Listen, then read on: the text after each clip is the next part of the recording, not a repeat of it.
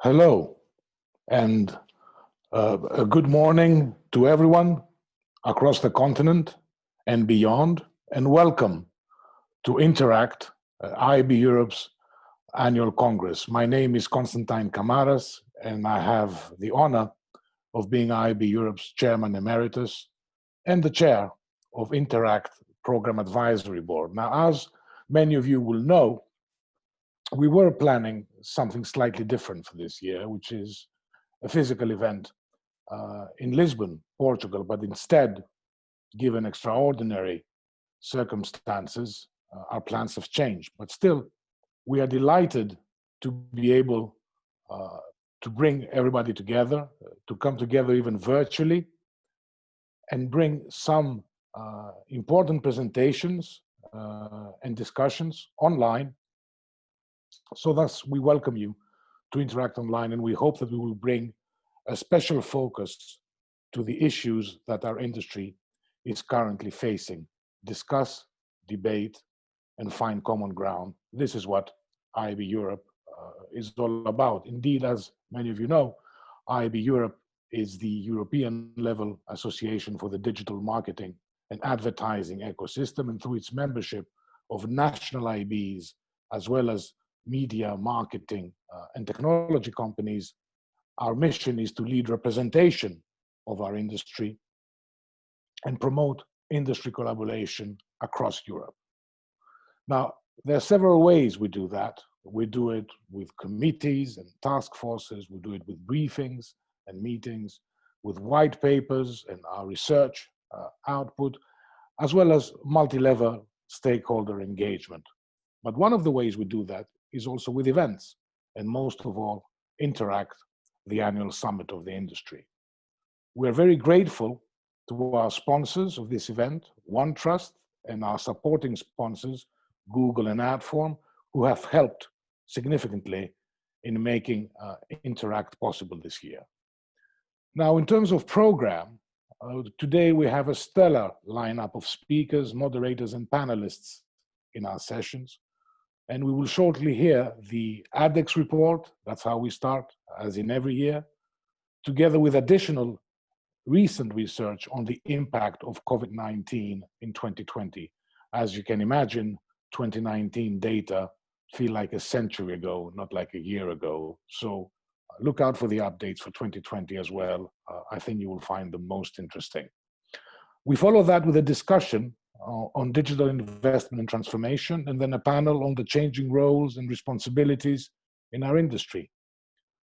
We will then hear from Google, focusing on a recent report of theirs with the Boston Consulting Group on first-party data, before a discussion on sustainable advertising in a privacy-centric world. And then we conclude with two short keynotes, one session with the CNIL, the French DPA, on DPA collaboration and cross-border GDPR enforcement, and then finally a presentation from Verizon Media, from Anita Karas, on the future of work. And if that was interesting a few months back, now this must be absolutely intriguing. And I think all in all, it's going to be a fascinating couple of hours. Now, the speakers that you will hear to our members of IAB Europe and very much engaged in our work. So if you'd like to hear more about how you can get involved, more engaged in IAB Europe's work and become a member, you can please contact Charlie or Helen at the IAB Europe office. Now, before we kick off, we just want to establish the stakeholder breakdown of the audience with a very quick poll. So if you wouldn't mind completing the poll that is on your screen now, I will share the results just before we kick off. So please do so right now. Needless to say, as in physical events, but even more today in the virtual Interact, you can actively participate in the event, as each panel will be followed by audience Q&A questions. So if you have questions for today's panelists, please submit them in the Q&A box at the bottom of your Zoom windows. In addition to the poll you've just completed, we will also be launching during the event a few extra audience polls to ascertain your opinion on specific topics throughout the day. We would very much appreciate your opinion on this. It's a form of instant vox populi that we would very much appreciate to have feedback on. Thank you for completing the poll. And before we start, I would like to announce the results.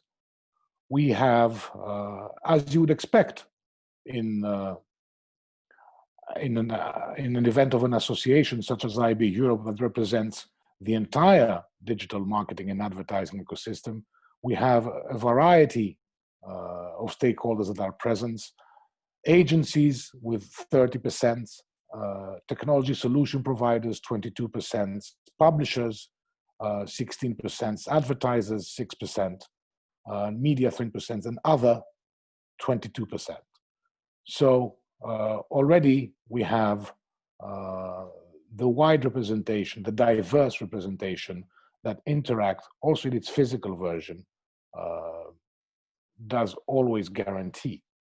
So therefore, as I'm also conscious of time, I will move to our first session, in which our chief economist, Daniel Knapp, will share the results of the AdEx Benchmark 2019 study, plus a forecast of 2020 investment levels, focusing on the impact of COVID-19 and therefore the impact this might have in the short term and perhaps medium term. So Daniel, the screen is yours. Good morning. Good morning, Constantine. Thank you for the introduction. Good morning, everyone. I'm glad to be here virtually and in spirit in Lisbon. I hope you can see my screen. As Constantine said, we start every year traditionally by presenting the AdEx results. It's the market sizing of the European digital advertising industry. This is important because it provides an empirical, quantifiable basis on which all the discussions that we have are going to take place. Growth in video, in social, issue of brand safety, supply chain transparency, and so forth. Many of the issues really become contextualized if you have the numbers. But indeed, 2019 looks extremely far away. And most people are wondering actually what's happening in 2020.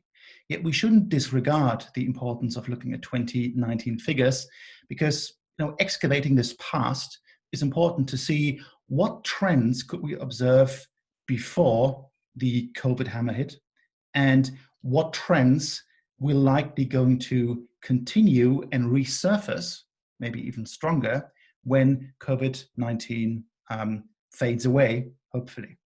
Also, the 2020 forecasts, assessments on how this crisis is impacting the industry, it needs data.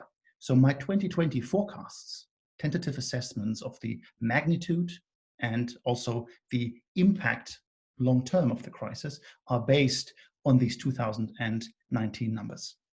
So without further ado, let's dive in and understand where's the market right now, where's it going. You'll see lots of stats, but the slides will be made available after this presentation, so no need to take screenshots.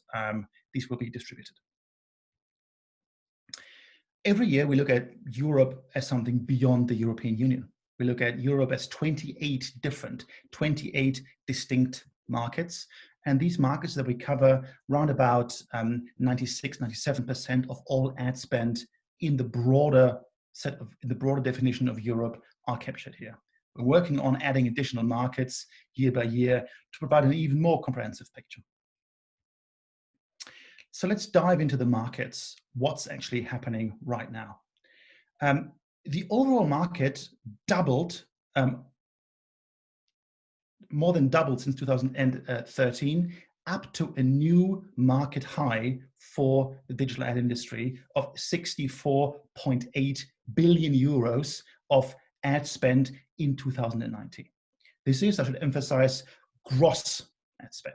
So this is after discounts, before agency commissions. So also it would, another way of describing it would be, it's the publisher's net, plus, of course, included the commission. So not the net, but some countries call it net one. There are, by the way, as many definitions of gross and net as there are countries across Europe.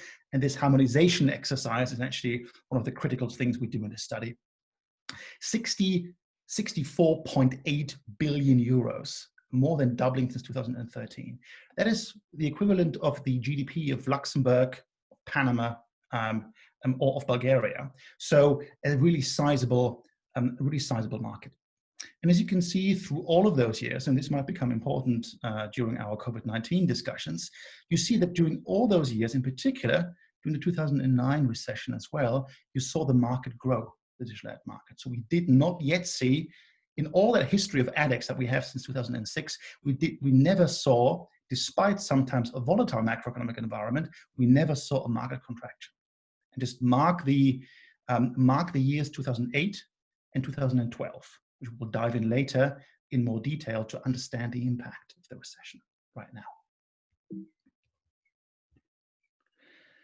If we place digital advertising in a broader context of overall paid media advertising, we can see something remarkable. In the previous recession, the market recovered fairly slowly.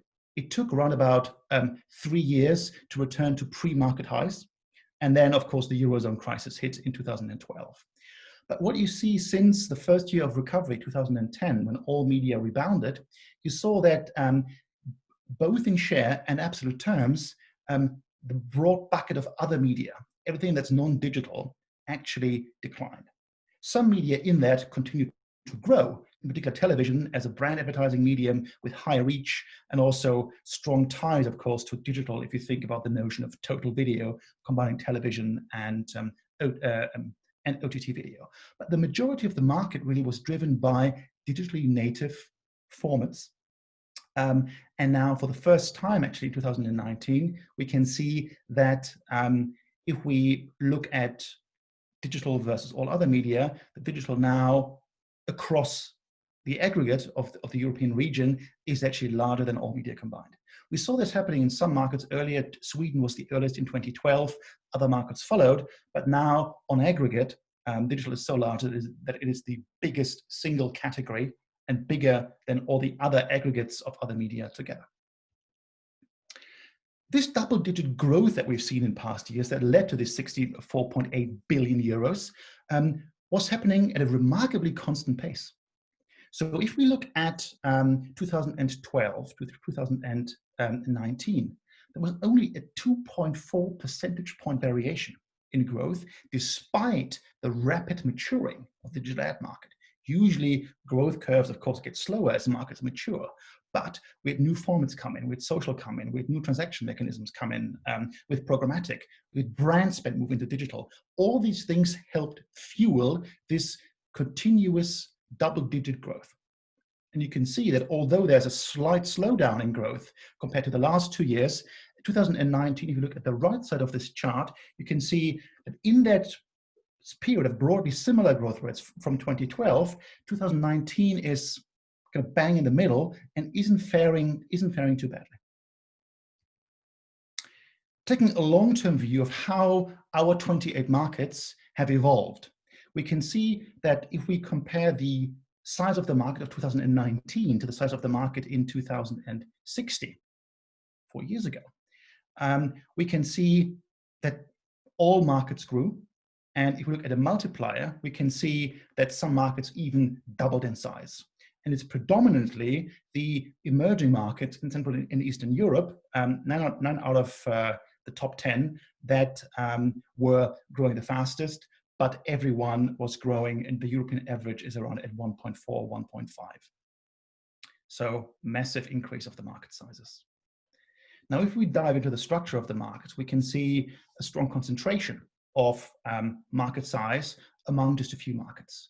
The top 10 markets concentrate around 86% of growth, and the top 3 markets over 55%. You can really see how quickly things tail off and how important it is, as you can see here, for smaller markets to potentially collaborate and share standards. And if we look, for instance, at the rise of programmatic in recent years, we can see often standards, transaction mechanisms, etc., were coined and established in larger markets, but then there was a leapfrogging effect for smaller markets. although they're fragmented, they could adopt those standards and then refine them locally. And this is, if we look at the future growth rates, which you see in a second, we also see that despite many of the emerging markets being quite small, growth here is de facto the strongest. So first, if we zoom in, you can again see this massive long tail of markets if you move away from the big ones. But if we zoom into this long tail, we can see also huge nuances between the markets. For instance, Poland being more than twice the size of Hungary, and Slovakia being around 2/3 the size of Serbia. So important to always compare markets with local benchmarks. As I mentioned earlier, some of the smallest markets are actually the fastest growing ones. In Serbia, the smallest market in our sample is the one that grew strongest and actually has been in the strongest growth period for the last 3 years or so. Remarkably, one of the most mature markets, which we'll see in a second, the UK, is also among the faster growing markets above the European average. I always like this chart because it tells you so much information. So here we take a look back at 2018 just to understand how markets were distributed. The size of the bubble is the size of the market. And we have on the x-axis a sign of market maturity, digital ad spend per capita, how much is being spent per head on digital advertising. And then on the y-axis, you see the growth rate showing the dynamism of the market. And of course, things were fairly stretched out in 2018. Now, if we fast forward to 2019, the last year that we have data for, we see a much stronger clustering of the markets. First of all, we have the emerging markets cluster right here. Most markets grow above the European average, but they're all markets with a very low ad spend per capita. You have fairly concentrated and closer bundled together than previously, although this is also partly due to the UK being nearly off the scale here, but fairly closely concentrated, a bulk of kind of mid-growth, mid-maturity European markets, or some of the biggest Western European markets, actually. The Nordics were some of the markets with the largest broadband penetration, with a fairly late liberalization of the TV ad market, so less spend being locked up there, and a stronger legacy press industry, where spend moved fairly quickly. You can see them here occupying a separate and distinct bucket.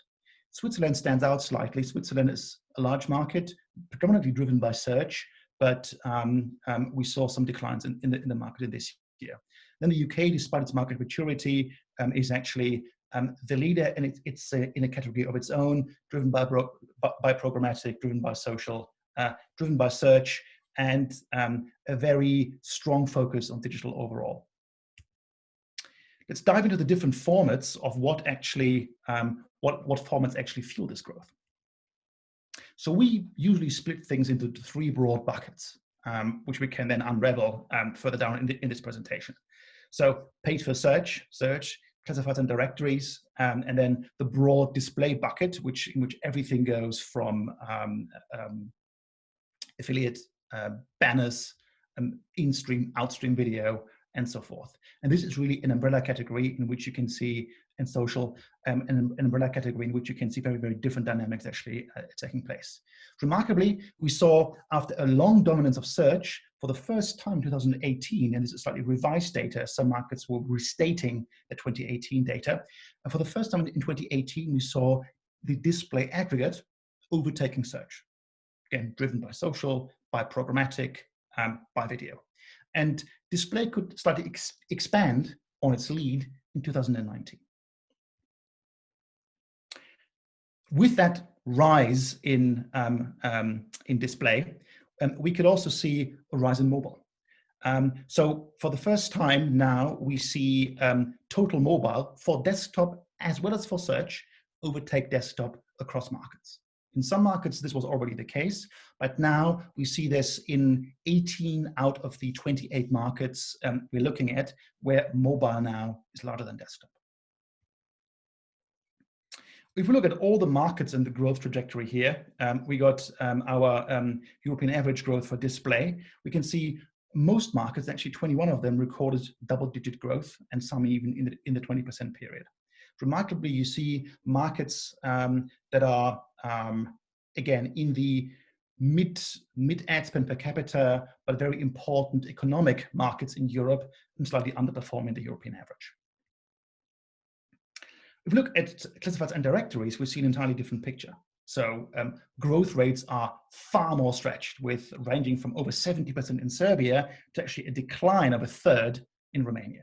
This is a market that is notoriously hard to survey, as local standards and definitions vary hugely, and we have to rely closely to error check and to fine-tune the surveys that we receive from members, from local IABs, on company reports and filings.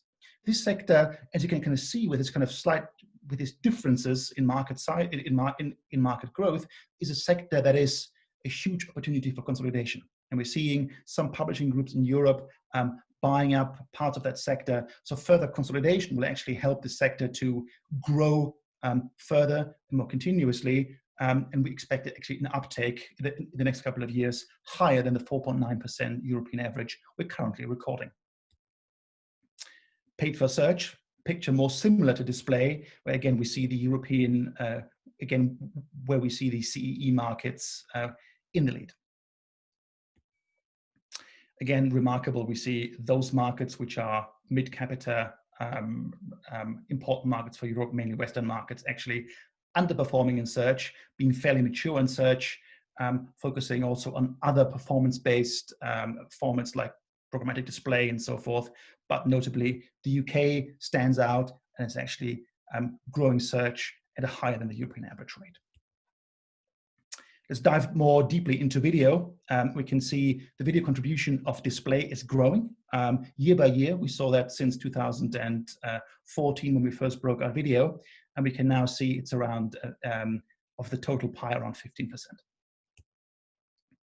And indeed, it's so much that if we look into display, about 1/3 of display is now video, and the growth is steady.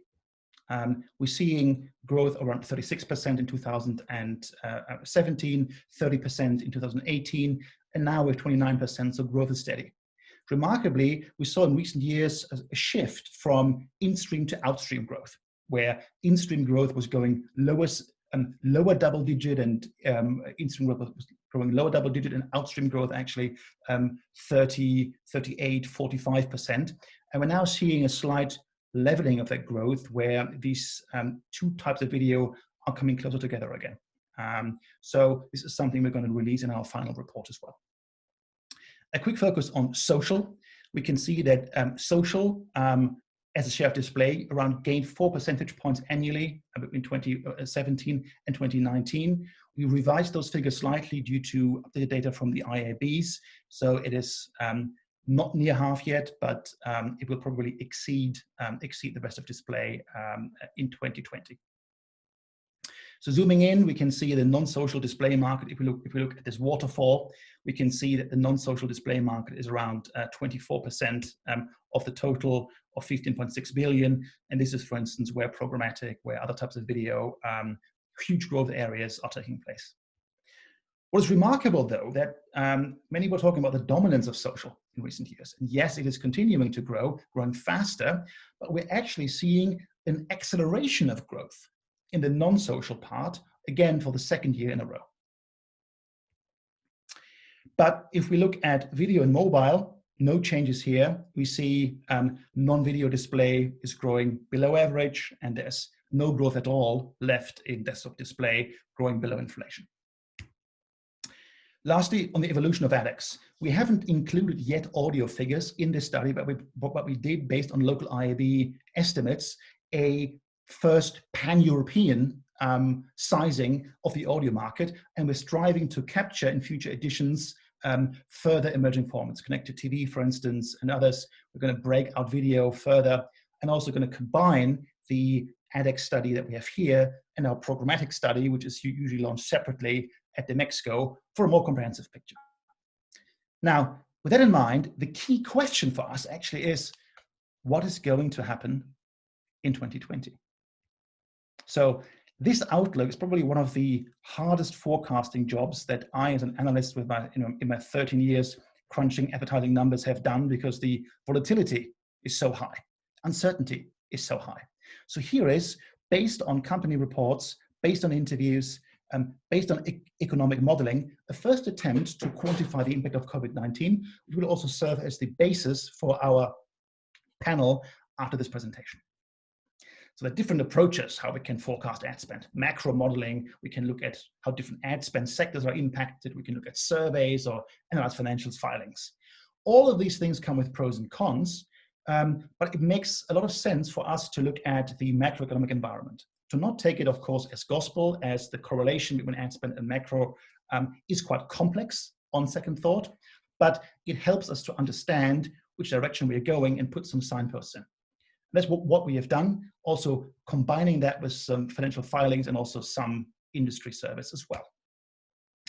So first of all, bearing in mind, ad spend trends amplify economic trends. We saw that in the 2009 recession, and we're going to see that again. So if the economy is going to decline by 5%, ad spend is going to decline even more. That's something to bear in mind, which will impact how 2020 is going to look like. Now, a huge problem with these things is that economic uncertainty is on the highest ever level. So the Global Economic Policy Uncertainty Index shows, do economists agree, do commentators, expert commentators agree on where the economy is heading? So this doesn't show how bad the economy is, but is there a consensus? And there has never been as little consensus as right now. And we can see that if we look at the different economic forecasts that an IMF, local institutes, Deloitte and others are putting out, they're quite different, which means we have a huge range of impact scenarios for advertising as well. Now, if we just take the IMF data, the baseline scenario looks fairly gloomy. And if we model that with an econometric model, we can see that we're kind of bound for the greatest ad spend decline since the Great Recession in the 1930s. If we would take a more pessimistic Deloitte GDP forecast, again, the best case scenario, we'd see further amplification of ad spend decline, and it could actually, this is the US here, the worst recession could be the worst recession in the recorded history of advertising. Now, these are gloomy figures, but we can't just necessarily compare what's happening in 2020 to what's happening or what has happened in all other recessions. So there's a limit to this looking purely at macroeconomic factors. For instance, look at this. In contrast to previous recessions, we saw not a gradual, but a sudden decline of the market. It was de facto a market collapse. The market just stopped working. And you can see this wonderfully here from a French study from the French Advertiser Association, which looks at the first quarter of different media, and then looks at actually the March impact. So we saw it across the markets, Jan, Feb were positive, going strong, and then it was the second half of March actually where things just stopped. Interestingly for digital, it means often it was impacted more quickly and more severely than other media because there are often less advanced commitments. So impacts are more immediate. Good news is that digital formats can rebound more quickly than other media. A key thing to factor in is not just the economic factors, but also how a government's responding. A great tool for that is the Government Response Stringency Index, which looks at how severe is the government response, not just lockdown, but other measures. And you can see here, we compared April 1st, a date where we had lockdown in all markets, and May 11th, the latest date we have for all markets in common, and we can see some easing of government stringency responses, which also means often an opening up of commerce and a rebound of consumer activity, which helps to understand which markets are going to be affected longer and which are shorter. For instance, if you look at open table booking data for Germany, you can see that we really had we are actually seeing a V-shaped recovery in terms of restaurant bookings, which are exactly at the same level they were at the beginning of March before the pandemic hit. And that is encouraging news for some ad sectors, at least, to also just bounce back in spending. With that in mind, here's our first outlook for the total 2020 ad market across all media. looking at taking the IMF economic data as a foundation, and also looking at other factors like the government response stringency index to understand what's going on.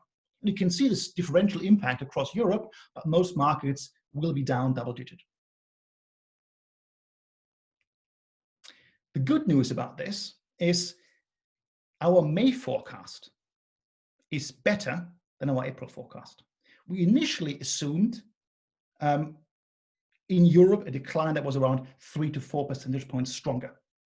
We had extremely positive Q1 signals from company reports, from ad tech companies, from platform companies, and others.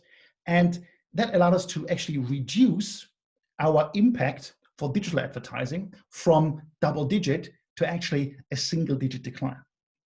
We still believe Europe is going to be more severely impacted than other regions.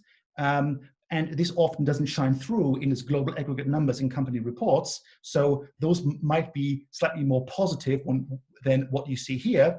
But overall, this puts us also on a great and faster path for recovery in 2021.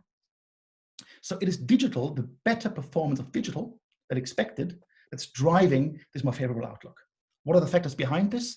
Let's park that for now and dive into that during the panel that's going to follow in a few minutes.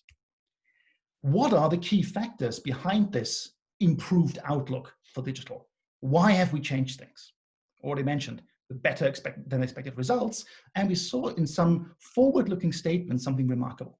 We previously assumed, alongside other commentators, that May and June were trending in line with April, that we would not see a single worst month, but at least 2, if not 3 worst months. So Q2 as the lost quarter in a sense. But it looks like right now, as we're easing into June, that Q2 isn't lost overall, and that as of the 3rd to 4th week of April, things had bottomed out. Then they were, as some call it, improving. But you have to read between the lines. Improving doesn't mean growth. It means things are getting less worse on a year-on-year basis. This is exactly what's happening. So you can see this lettering effect if we look at the chart here on the left, where you can see, in particular for some of the, well, most scaled and self-serve platforms, or small advertisers, you can see a massive easing of conditions in the months of May and June. This brings us to a quarterly impact model for format, which looks like this. These are all the formats we showed in the AdEx study as well, plus other media. Social already returning to growth in Q3. Search easing very quickly. Again, growth back in Q4. Video is interesting. We see continued good performance in performance-based video, but brand spend has been grinding to a halt, but it's coming back at some point. And we think that Q4 will see the first return of brand budgets at a larger scale. As CPMs are cheap, it's important for brands to up their share of voice, and also as production lines and productions are ramping up again, they often can't do that at a go, in particular for at the push of the button, in particular for large brand advertisers. Banner display more impacted, and then of course classifieds, job markets, car market, etc., and then other media much more severely impacted. Here you can see how this actually looks like on a monthly basis. A chart that I already showed a couple of times, which really shows how, depending on the format, the impact is less deep and less long. And digital versus traditional media, like in 2009, is really the wrong divide here. It is about which media or which formats can, attached with data and measurement principles, deliver tangible, measurable ROI right now. So these formats are performing best and will recover most quickly before then the resurgence of brand spend in the 4th quarter. We already saw in our own survey in IAB Europe a differential exposure across advertiser verticals. And it's key to monitor how these different verticals are rebounding. As I said already, the opening up of restaurants is good news, and we see probably market by market parts of the economy rebounding, particularly now with Greece and Italy opening up for travel and so forth. EasyJet, Ryanair, Eurostar resuming fuller services. So all good news, all good indicators for the economy, and also has a knock-on effect for ad spend. Critical for us in the digital sector is the health of the small and medium-sized businesses. This is going to be essential for the recovery. Because as you can see on this slide here, if you look at the very left, you can see the share of ad spend across all media, the big brand advertisers, the big guys, and the small and medium-sized businesses. So SMBs are quite sizable, actually. But then if you zoom in the middle of this slide, if you zoom into digital, you can see that digital is much more reliant on these SMBs than other media. So it's critical for the sector, also for government stimuli, to work for the small and medium-sized businesses to thrive throughout this recession. They will be some of the earliest to bounce back because advertising for many of them actually sits high on the balance sheet. It's a cost of doing sales. They have to advertise in order to generate business. They can't stop. If they stop, sales fall silent. In the last 2 minutes, how does the road to recovery look like? Typically, if we look at previous recessions, and here's some examples of 3 ones in Europe: the dot-com crash, financial crisis, and then for parts of Europe, the Eurozone crash. It typically takes 3 years for ad markets to recover to new market highs after the recession. This year is indexed at 100. In the middle chart, you can see the Eurozone making some strange contortions to the downside here. This is because, of course, the double whammy of the Eurozone crash, which then hit in 2012. Critical for recovery for us here is, how is this crisis going to change? My conviction is previously it was a supply crisis. Mainly companies held back with ad spend precautiously and to save money, apart from, of course, the travel and the restaurant sector, which collapsed. But a key risk is, if unemployment continues to surge, and the unemployment figures you see here are actually too conservative, as it takes a couple of months really for these figures for employed for unemployment and actually being unemployed to trickle down into the statistics, you will see higher numbers. And it could be that we're facing a demand crisis where certain investments are being held back, not just for 2020, but also for longer. And this is critical. How is consumer demand, how is consumer expenditure going to shape up in this recession? And unemployment is a key indicator for that. Good news is we can see some great encouraging lessons of recovery from China. On the left here, you see 2 charts from a company called Edited, which looks at fashion inventory levels of e-commerce retailers. And you could see a strong correlation between the outbreak of the pandemic and the collapse in new styles being launched. But you can see also, if you look at China at the bottom here, as soon as things were improving, you could see a rapid return to new styles being churned out. So some sectors do a V-shaped recovery, and we can see luxury is an example of that. We can see in China auto, but there's also with auto the fact generally of a kind of growing middle class in China. However, some clients will not be able to recover fully overnight as they have cost-saving measures in place and so forth. So there will be a V-shaped recovery for some, but then there will be other letters of the alphabet for others. And we currently do not expect for the entirety of the ad sector a V-shaped recovery. A disconnect between Wall Street and Main Street, if you will.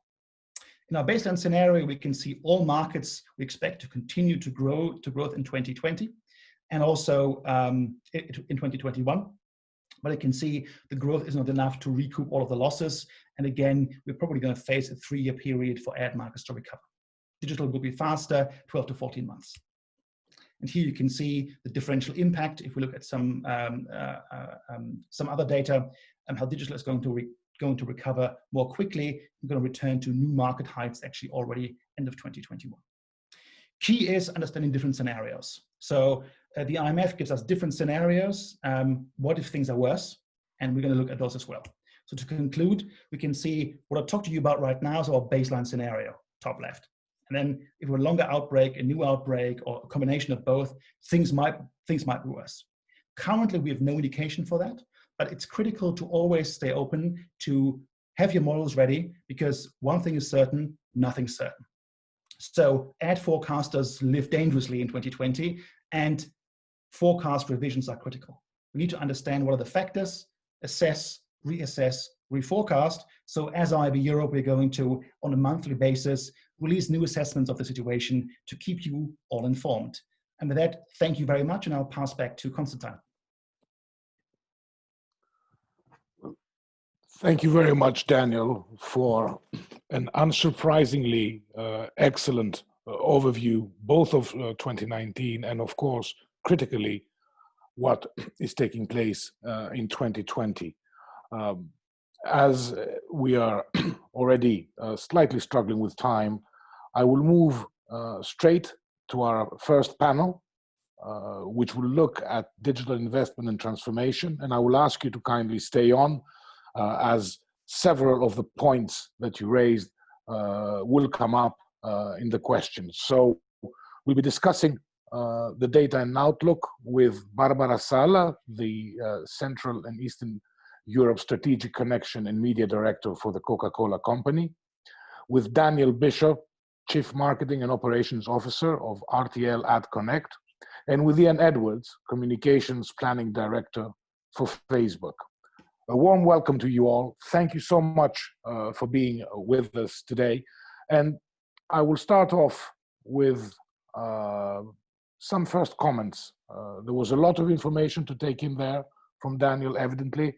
However, especially regarding the forecasts that Daniel made, I would be very intrigued to hear from you a first take, a first comment on the data and the outlook. Barbara, perhaps I could start with you. Good morning, and thank you for being with us, Barbara. Good morning, everyone, and thank you for inviting me. So, yeah, I think that Daniel's speech was really to the point, and it's not only making a clear picture of what was in the previous month, but also about what will happen in the coming month. So it's a matter of fact that it has been a very let me say, hard moment for us, and especially for Coca-Cola, for example. We took a quite bold and absolutely conscious, by the way, decision to go dark in the last 2 months. And so it's very hard also to make any kind of forecast, to be honest, because very much will depend on what will happen in the second half of this year, when our customers are going to reopen, and we are supporting them in this reopening with support also in the digital space. But what I can for sure agree 100% with Daniel is that the digital recovery will be faster for sure than the traditional one, because it has been proven in this month that digital has been really very much able to immediately, real time, reach our consumers, reach people, and to talk with them in many different forms, of which some of them really astonished me, like real-time content production and streaming and distribution. That is something that I think the brands will have to look at in the very near future. But yes, for sure, digital, and especially some part of it, will react much faster than the rest of the advertising spending.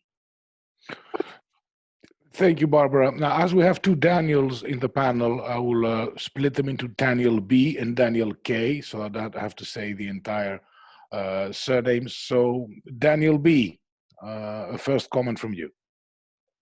Hi, Constantine, and thanks for having us in this great panel. And Daniel K, thanks for the great presentation up front. I think it's always great in order to understand the present and the future, to look at the past. And having the 2019 data up front helps a lot also, I think, to understand what will happen in 2021 and following years. Looking at the presentation from Daniel, I think there are a couple of points that intrigued me personally and from my point of view. So first of all, looking at the 2019, I think what resonates with our experience at RTL is that video is really the driver for digital investments. And looking at the growth rates of 30% in 2019 for video, in-stream video is really the driver for quality digital investments, I would say. And a trend that we saw already in 2019 is let's say, a deviation between high quality premium environments and commodity and digital. And I think the crisis and the current situation is accelerating and amplifying this trend, meaning that the gap between high premium, high quality, transparent, brand safe video and a commodity will increase, a commodity digital inventory. So I think that this trend is definitely something that we will see going forward, and being accelerated and amplified by the current situation. The other thing that I found very interesting is that the inability to compare this crisis actually with previous crises, and the question on what are the structural changes that will stay after this immediate drop and probably relatively sudden return in digital. We saw in the data from Daniel that banner display is something where the recovery is not going to be immediate. And that also aligns with what we see in terms of video being the driver of the digital growth. So there are a couple of points, I think, that are very interesting to observe at the moment, although it's a terrible situation for publishers, for brands, for everybody locked at home. But it will give us a good idea of what are the structural changes that we'll see in the upcoming years to come, and they have been accelerated, I'm pretty sure. Thank you for these remarks, Daniel. And actually, I will be coming back to the video point because, indeed, as you said, there has been some distinct and very interesting change. A comment from Ian. Your first take on what we heard, Ian, and particularly regarding the outlook for the near future. Yeah, hi, hello everyone, and yeah, it's great to be here. And Daniel Kay, thank you so much for such an insightful presentation. A part that really jumped out to me, which is something you touched on around how this recession that we're inevitably going to face started as a supply challenge, a distribution challenge for marketeers to get their products and services into people's hands, and that may well move into a demand-based recession if we see economic downturn. But what I think is really interesting for the outlook is the fact that, unlike any other recession that has gone before, is just the profound change to consumer behavior, particularly around the digital space, and particularly around how people have had to get products into their hands. And we've had an education, a global education of huge new audiences and businesses that have had to try to pivot and reach their consumers through digital. And I think as we look to the future, the transformation and the digital supply chain for how products are distributed, the changes that we've seen over the last 10, 12 weeks have been greater than we've seen over the last 10 to 20 years. Before we entered this crisis, e-commerce was around 20% of retail sales, and that grew 1 percentage point per year for 20 years. In 10 weeks, we saw that grow to 30%, so 1 percentage point a week. And that fundamental shift in consumer behavior and that education of consumers about how to use digital to access resources, to access products and services, I think is going to be absolutely critical to the recovery. And I think digital, broadly speaking, is in a very good position to help brands and advertisers connect with their consumers in new ways and accelerate that trend. Thank you, Ian. And yes, I mean, Daniel Kay, I will not be taking a comment from you now because asking you to comment on your comments might be a bit self-centered. So I would like to move on because there's a lot of points that have been raised in terms of how social has been doing, mobile, overtaking desktop video, being at 1/3 of display and so on. And I was particularly intrigued also with Barbara's comment about, and yours, about the elasticity of digital, because this is elasticity. The turn on, turn off, the first one to go, but the first one to dynamically rebound is an elasticity point in the end more than anything else. But I want to ask a question specifically from Barbara and Daniel Kay, perhaps you can comment on that. I heard loud and clear what was your decision during the preceding months, and of course, the Coca-Cola company is one of the world's top advertisers. So we follow what you guys do very, very closely. I wanted just to hear more in terms of your outlook and how you see re-engaging again with your consumers worldwide, and what is likely to be your strategic orientation in terms of, say, of branding versus performance, new solutions that have come to the fore in the last few months that you'll be willing to experiment with. So to the degree that this is not confidential, some comments from you on Coca-Cola's next 6 months, or in discussion with colleagues of yours in advertiser fora, the advertiser perspective for the next 6 months. I think that will be of huge interest to our audience. Barbara. So again, it's a very tough question, this one, because it's very much dependent on what will happen in the very next weeks in terms of reopening of our main channels, that is the away from home. So we are very much linked to bars, restaurants, tourism as well. Especially in this season. But let me say that, first of all, and going back to your point about the flexibility and the agility of the channel, it's absolutely true. In fact, in our decision, very bold decision to say, no, we do not have any relevant message, or we prefer to act in this moment than to talk, we never closed each single moment or day our social channels. And so we are still we always communicated with our consumers during all these phases, and because again it works, and we could adjust really very quickly also our messages or our communications based on the sentiment of the consumers. In terms of what's next, of course, this decision of being dark is no more. Is not sustainable in a long term, and especially now that again our customers are going back to be active on top of the modern trade, and so we are going to kick off again our communication very soon, keeping in mind that for us the two new mantra are two words: agility and flexibility, because we will continue to invest for sure, but it will be essential to listen on a daily basis of what the markets, the clients, the customers, the consumers are telling us, and immediately adjust our spending to what really matters in a specific moment. So recently I attended a seminar and someone used the expression moment marketing.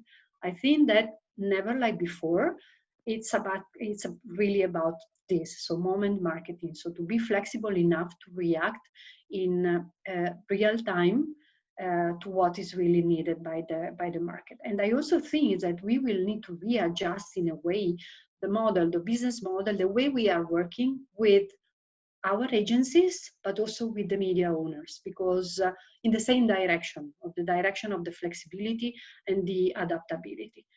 And we are working on this also together with our partners, because if there is a positive in these horrible situations that we went through, is that we learned, at least as a company, about not only we accelerated digitalization as probably all the companies in these last 3 months, but we always, we now know that agility and flexibility could pay back a lot if properly managed. I think the point you make about moment marketing reflects the agility and flexibility of digital. So we as an industry can only be optimistic. It also answers one of the questions we have from the audience about the deployment of new technologies to offer immersive experiences. This certainly is bound to be the case. Daniel K, a comment on what Daniel has said, and also, if you may, a very short comment, because I was, as expected, your projection about non-social display going very well, and not only social, right now and in the near future has intrigued a lot of interest. So short comment on Barbara's statement and a clarification on why and how do you see non-social display growth being so dynamic in the near future? I think there was actually an interesting connection between what Barbara said and what Ian said. So Barbara about the agility and the moment marketing, and Ian about the rapid consumer changes. And those two things really go together. I've been quite intrigued to figure out how long-term will the consumption changes that we're currently seeing with consumers, how long will they be? Is it going to be more like a New Year's resolution where things go back to normal in a couple of months? There was, when I was actually browsing through this, there was an article in the New York Times from the 2009 recession, which looked at, do recessions or traumatic economic experiences, do they trigger long-term behavioral change? And past experience shows not really, but then if you are younger, it might, if it's in your formative phase of growing up, it might well be. However, of course, right now we're in a situation that is not really comparable. So, but if we look, for instance, at connected TV consumption, which was through the roof in April, which kind of went down a little bit again now week over week, but settled at a higher level. So first indicators, and it's only a hypothesis, is that we'll see a continuation of the consumer trends we're seeing now, albeit at a less excessive level than what we have recorded in April. That's a great foundation for businesses to address consumers differently, for business to continue digital transformation, because this seed has been planted away from this incrementalism of change to something more sudden. And here's also what Daniel said, Daniel Bischoff said, where that comes in. We've seen this recovery of really performance-based formats extremely quickly, or hardly declining at all. Now, video, with consumers being more digital, video is going to be a key driver for brand advertising, and it's going to be more important to have this premium video. This is backed up by our data. So we saw in the last couple of years premium inventory not growing very fast at the expense of outstream inventory. But there's only so much premium available in the outstream space. And now we're seeing not a reversal of that trend, but a stronger growth of in-stream. For instance, broadcasters make more inventory available, but also as advertisers are becoming more choosy when it comes to the quality of the video environment in which they advertise. I'd like to move on with a question for Daniel B. And Ian. Now, we heard about the orientation of brands in the near term. Now, both you, Ian, as a platform, and you, Daniel B., as a major content provider, a giant broadcaster in Europe, have been innovating in the last few months continuously to address the new demands from brands and also the challenges of the new environment. So if you could, each one from his own perspective, highlight a couple of innovations that you've put forward recently and that you think are critical for the way the market is going to evolve in the near term, we would very much like to hear them. I'll start with Daniel B. Thanks, Konstantin. If I may, I'll just go back to quickly what Ba said, because I think it's very important point that she mentioned here. And starting with the fact that it is a real dilemma for advertisers how to behave in this situation at the moment. And Coke took a bold decision to go this way. But this moment marketing has a lot of, let's say, implications further down the value chain that I just want to touch quickly, because in this day and age where people are locked at home, what we see from a broadcast and media company perspective is they're looking for quality journalism to tend to when looking for information, right? And advertisement is a key, if not the key pillar to fund quality, transparent journalism, and also great content. So for us, being a major media company and content creator, it is a difficult time because we want to support and give orientation to consumers through great journalism and quality journalism. And on the other hand, we want to create great content, right, for the years to come. So you're talking about innovation. So what we're looking at the moment is definitely ease of access to the inventory and to the great content that we offer. So we launched a platform called VMP Connect, which offers advertisers easier programmatic access to all the quality video inventory that we have across Europe.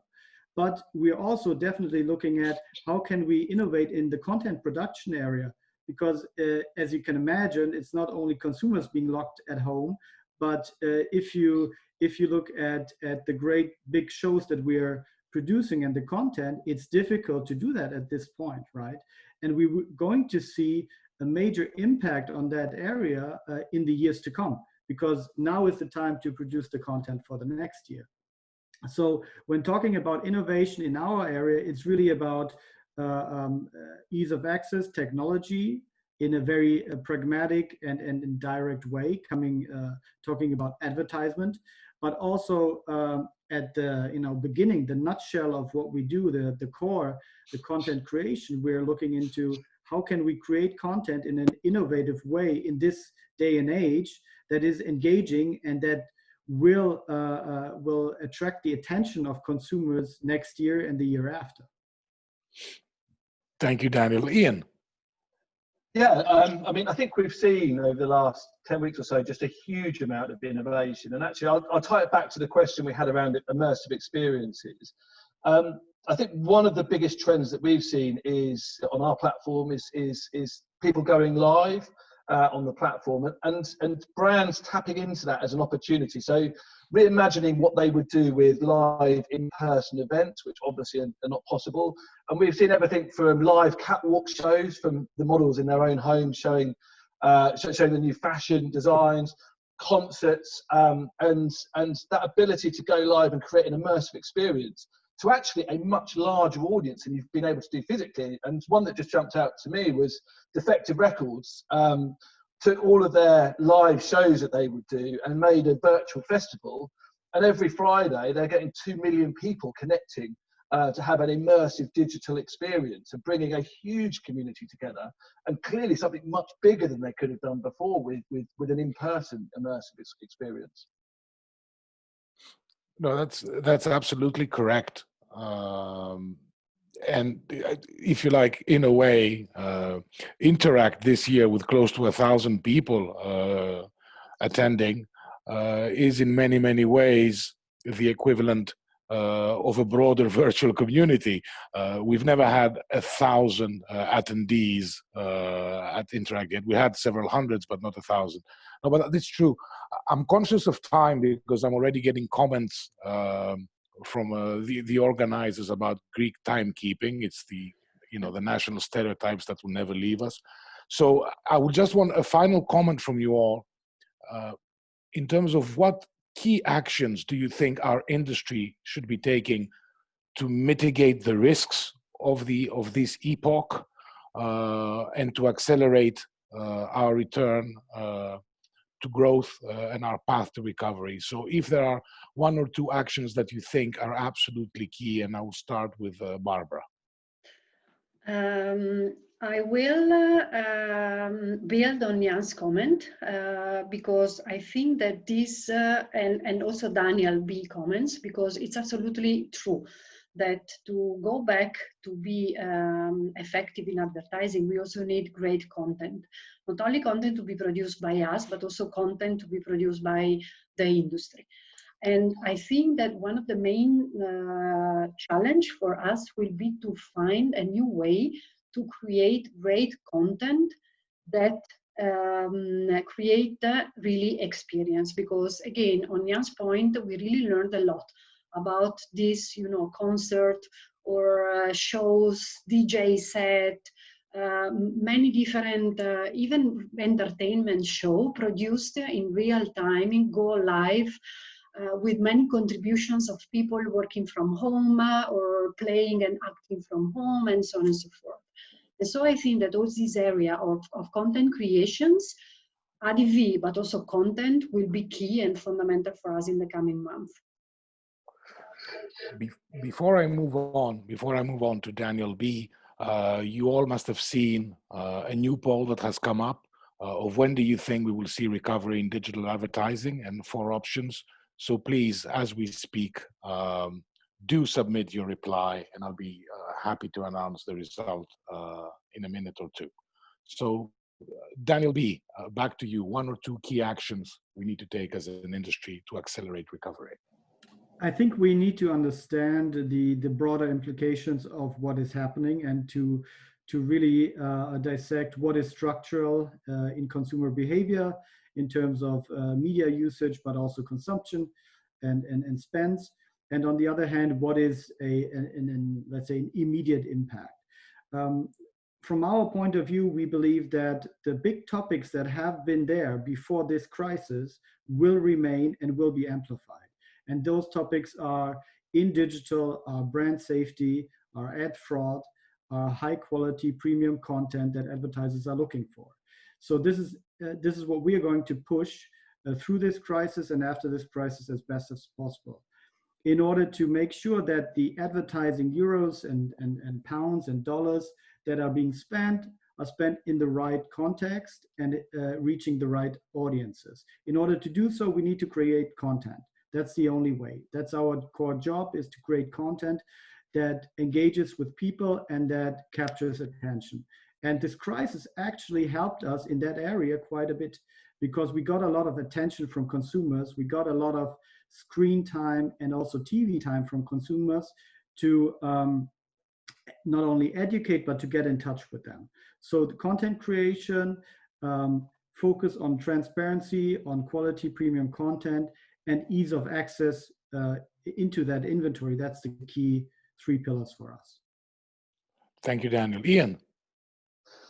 Yeah, I just with a brief thought really, and I think just it's a mindset actually, and I think for advertisers to understand that this is a pandemic and not a brief, it's not an opportunity. How can we be genuinely helpful to consumers and help brands connect to consumers in new and meaningful ways, and help businesses make this pivot towards a more online world as we go forward, I think would be my key advice.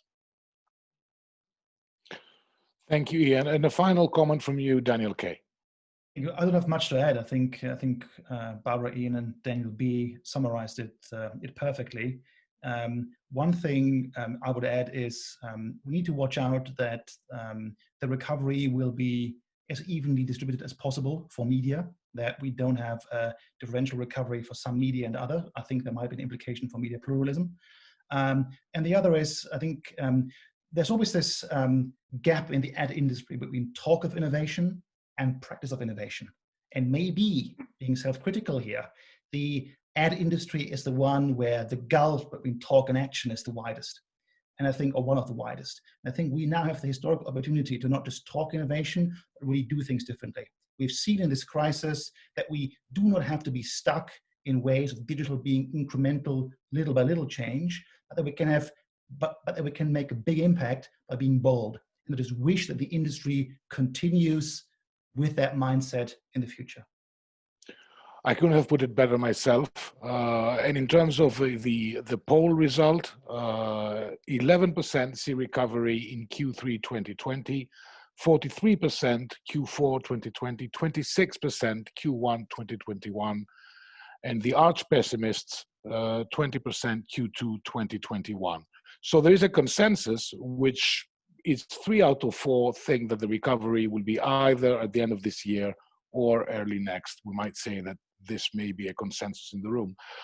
I would like to thank most warmly again our panelists, Barbara, Daniel B., Daniel K., and Ian, for their insights and valuable knowledge in this quite challenging time. And I need to also highlight that our AdEx Benchmark survey is available to download from the IAB Europe website. A lot of you have posed questions online about the source of the data. You will be able to see more there, and of course, needless to say, our team are standby to address further questions. At our site, you will also find, besides the AdEx benchmark study, a few recent studies we have done on diverse topics that IAB Europe covers. It's been a very active few months for us, so please take the time to visit our site and see more. Now, don't forget that during the day, as some of you have been doing already, you can submit your questions using the Q&A button on the bottom of your screen, and you'll be reviewing them and putting a selection of the panel at the end of each session. Now, onwards to our next panel on changing roles and responsibilities across the value chain. And I'm delighted to introduce our panel moderator, Suzanne McElligott, the CEO of IAB Ireland and a board member of IAB Europe. Suzanne, over to you. Thank you very much, and I'm delighted to moderate this great panel, and it is my pleasure to introduce my panelists. First off, Andreas Antrup, VP Advertising at Zalando, Stefan Rangelovic, Director Brand Safety and Digital Risk at Group M, Oliver Whitten, COO at Adform, Benjamin Dick, Senior Director Product, Privacy, Identity and Data at IAB Tech Lab, and Stephanie Scolmamilio, Director Solutions Consulting at Sander. You're all really welcome. And, you know, our whole panel is really going to be looking at the value chain. So it's wonderful to have so many great representatives of really all the key stakeholders in the value chain. Following on from Konstantin's remarks about timekeeping, I am being sensitive to this issue. And, you know, we have four great questions that we want to deep dive into. So we're going to kick off straight away with our first question. Similar to the previous session, there will be a poll later. So for all you attendees, please do ask questions using the facility, and similarly, please participate in our poll. We're going to kick off with our first question, and that is concerning brand safety, ad fraud, and lack of transparency. And we know they undoubtedly impact on consumer trust and brand investment. So for each of our panelists, are we getting better as an industry? And what, in your view, is making a real difference? Stefan, I'm going to start with you. Hi, everyone. Thank you, Suzanne. I do believe we are advancing. Probably we still have a lot of work to do, because when all of this started in 2017 or a bit earlier, 2016, when we found the dysfunctional brand safety, there are only a few maybe brands and agencies who are actually concerned. I have a feeling now everybody's on board, the entire chain, and you see some big brands actually working together now under the auspices of GARM, which is the Global Alliance for Responsible Media, where brands and platforms are coming together to devise common standards, common definitions, which is you would say a baseline for what we need to do. Whether this is going to disappear, no. I think during the COVID-19 crisis, we saw that brand safety officer, which is colloquially now a term, it's a thing, actually were probably some of the most demanded and required people within their organizations. What we still have to do, really a lot, because while we think that some of the issues in social or in display are resolved, they're not. They're still there, but the new ones are coming up. So brands are investing in audio, in podcast, voice, in digital out of home. In every single one of these channels, they are, I like to call them new but reinvented. Will bring new challenges in terms of brand safety, fraud, viewability, but even other compliance issues. And Stephanie, would you share the Xander perspective? Yeah, I think as Xander, obviously we sit on both sides of the supply chain, the buy side and the sell side with our SSP and DSP. So we take a quite broad view on brand safety. We're looking at what kind of inventory comes onto our platform, and once again, I think there's very much use in standardization. There's very much also a value to players that really specialize on these kind of services. So we're working with White Ops for like monitoring the traffic that is incoming, for example. When it comes on the buy side, obviously it's very important to ensure brand safety is custom to the campaign, and we see a lot of efforts towards kind of like getting smarter at applying brand safety measures, and maybe we'll talk about a few of them later on. But I think overall, when we look at what is the industry doing, we certainly haven't solved all the issues, but we've shown that we're willing to start to get going and to work together. And I think one of those examples is like the way that we dealt with the whole challenge around GDPR in 2018. Like we've really seen that even though it looked like 3 months before everything was happening, like nobody was like really like all set on what was going to change, but there was an effort to come up with a unified standard like the TCF. There was an effort to collaborate and to improve that standard going forward. So I think it's not about having a solution, but it's about being a formative part in these kind of initiatives. Right. Andreas, from Zalando's perspective as a major brand and retailer, what is your view? I'd like to echo the point that we are also on both sides of the divide, so to speak. Once acting as an advertiser ourselves for the Zalando retail brand. Second, offering our partners to advertise with us and on Zalando premises, such as the Zalando app. And here we do see that brand safety has been increasing as a driver for partners to play their brand stories on Zalando and engage with the consumer there. Now with GDPR coming stronger into play and trust being more important in the interaction with the consumer, there's another factor that is driving this trend towards the big platforms, including the commerce platforms for advertisers. And Ben, you bring the perspective really of creating big picture, tech solutions for our whole industry. So I suppose really looking at all of the supply chain, what is the Tech Lab view of these issues? Has a difference been made, and really what is making a real difference? Yeah, thanks, Suzanne. I think we are making significant progress for sure, and I would point to probably three things. I think that OpenRTB 3.0 and the AdCom model represents a pretty big shift and an important shift towards enabling a lot of transparency and verification features on top of the interoperability protocol that we have in place.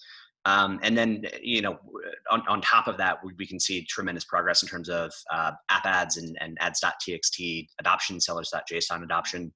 But I think there's a lot of other features that sit on top of the tools that the industry has created that really would pay huge dividends if we were able to kind of cooperate around interoperability and adoption of those standards. I'm thinking specifically of sellers.json and ads.cert specifically, that provides a degree of authentication and a degree of verification of what's happening inside the supply chain that we just don't have right now. And I think that's really at the root of transparency and being able to understand brand safety and fraud at scale. When you can shine a light into those dark places, it creates a lot of opportunity to understand what's going on. And those tools really do help enable that. And so I would echo what Stephanie said earlier, that sometimes it's more of a cooperation problem than a technology problem. And I think we have the tools. It just requires prioritization, I think, of actually adopting them across the board, which is no small thing, to be clear. It's a hard thing to prioritize given other competing demands, but we do think that there's a solid technology foundation in place to help facilitate all these things. Great. Oliver, do you think we are getting better as an industry? I think you're on mute. I think you might be on mute.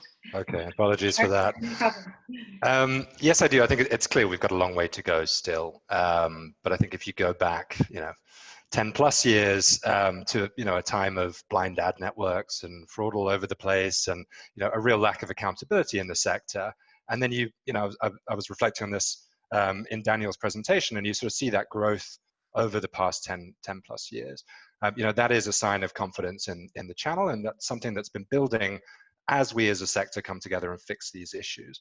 I would certainly point to the really good examples of that, be it tag around fraud, be it ads.txt, I think was a brilliant, rapid adoption through the value chain in order to sort of improve a very known issue around domain spoofing. Clearly, supply chain transparency is kind of the next big issue on the table. But I think what we've shown with those other initiatives is we can collaborate, we can get together as a sector and address these things. And I think that will inevitably need to happen now. So some work done, but a lot more to do. A lot more to do. Good.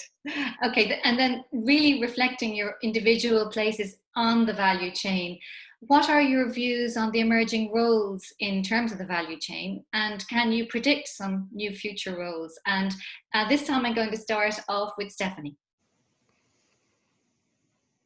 Yeah, I think just going back to Oliver mentioning like the fragmented value chain that we've seen over the last couple of years, like we used to have so many companies coming up in the last years, which is a sign of how innovative this industry has been and how much we've added like new targeting features, new capabilities to the industry. So like if we're looking at the situation that we see right now, I think there's a lot of consolidation happening. So we see that basically some solutions have proven their business value, and they're either, like especially around targeting capabilities, they're either acquired by the buy or by the sell side. So we see audience providers or DMPs being picked up by agencies, or we see also around the first party cookie data, publishers getting more closer to owning their data and looking at data strategies that they can kind of like execute in a more autonomous way. So I think overall what we're going to see is that anytime we have like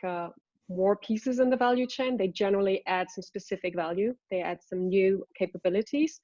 And over time, it's just like not easy to maintain a super fragmented chain.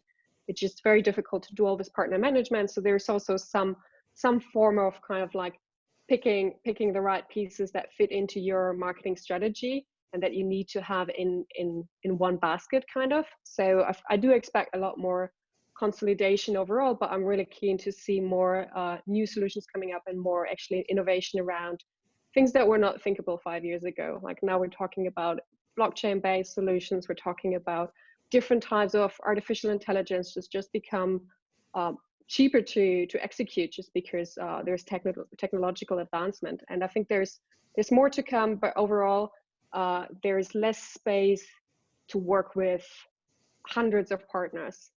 If we're thinking about, once again, like contracts and stuff, it's just too much work. And Andreas, where do you think the key roles will emerge in terms of the value chain? Let me give a perspective from the e-commerce side of things. And if you do advertising in e-commerce, one of the key areas where things will get different from an organization point of view is that with a larger share of digital in your overall sales portfolio for almost any brand, any retailer, you will be more pressed to be very clear about how you align across channels. So give an example, you're a brand, you sell on some platform, you have your own e-com somewhere, you have perhaps some wholesale relationship with some other retailer, and today these are typically very separate endeavors from a marketing perspective. And to bring these together will be one of the key areas of success factors, and this will have a host of new roles, starting from the measurement side of things, from a strategizing point of things, to how you design marketing calendars around this. This will have huge ramifications, and we are only just beginning to see the start of this.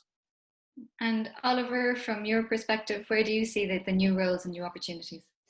So I think the biggest shift that we've seen is one of really awareness, particularly from brands. And what that's resulted in, of course, people talk a lot about in-housing, but that's not a black and white dichotomy. People really, what we're seeing emerge is actually a sort of four-way relationship with tech suppliers, with agencies, with brands, and with consultancies as well. And so we sort of see this increased awareness of what's happening through the media investment, how the ad tech stack is set up as a really positive thing overall, because that awareness is sort of shining a light through the value chain.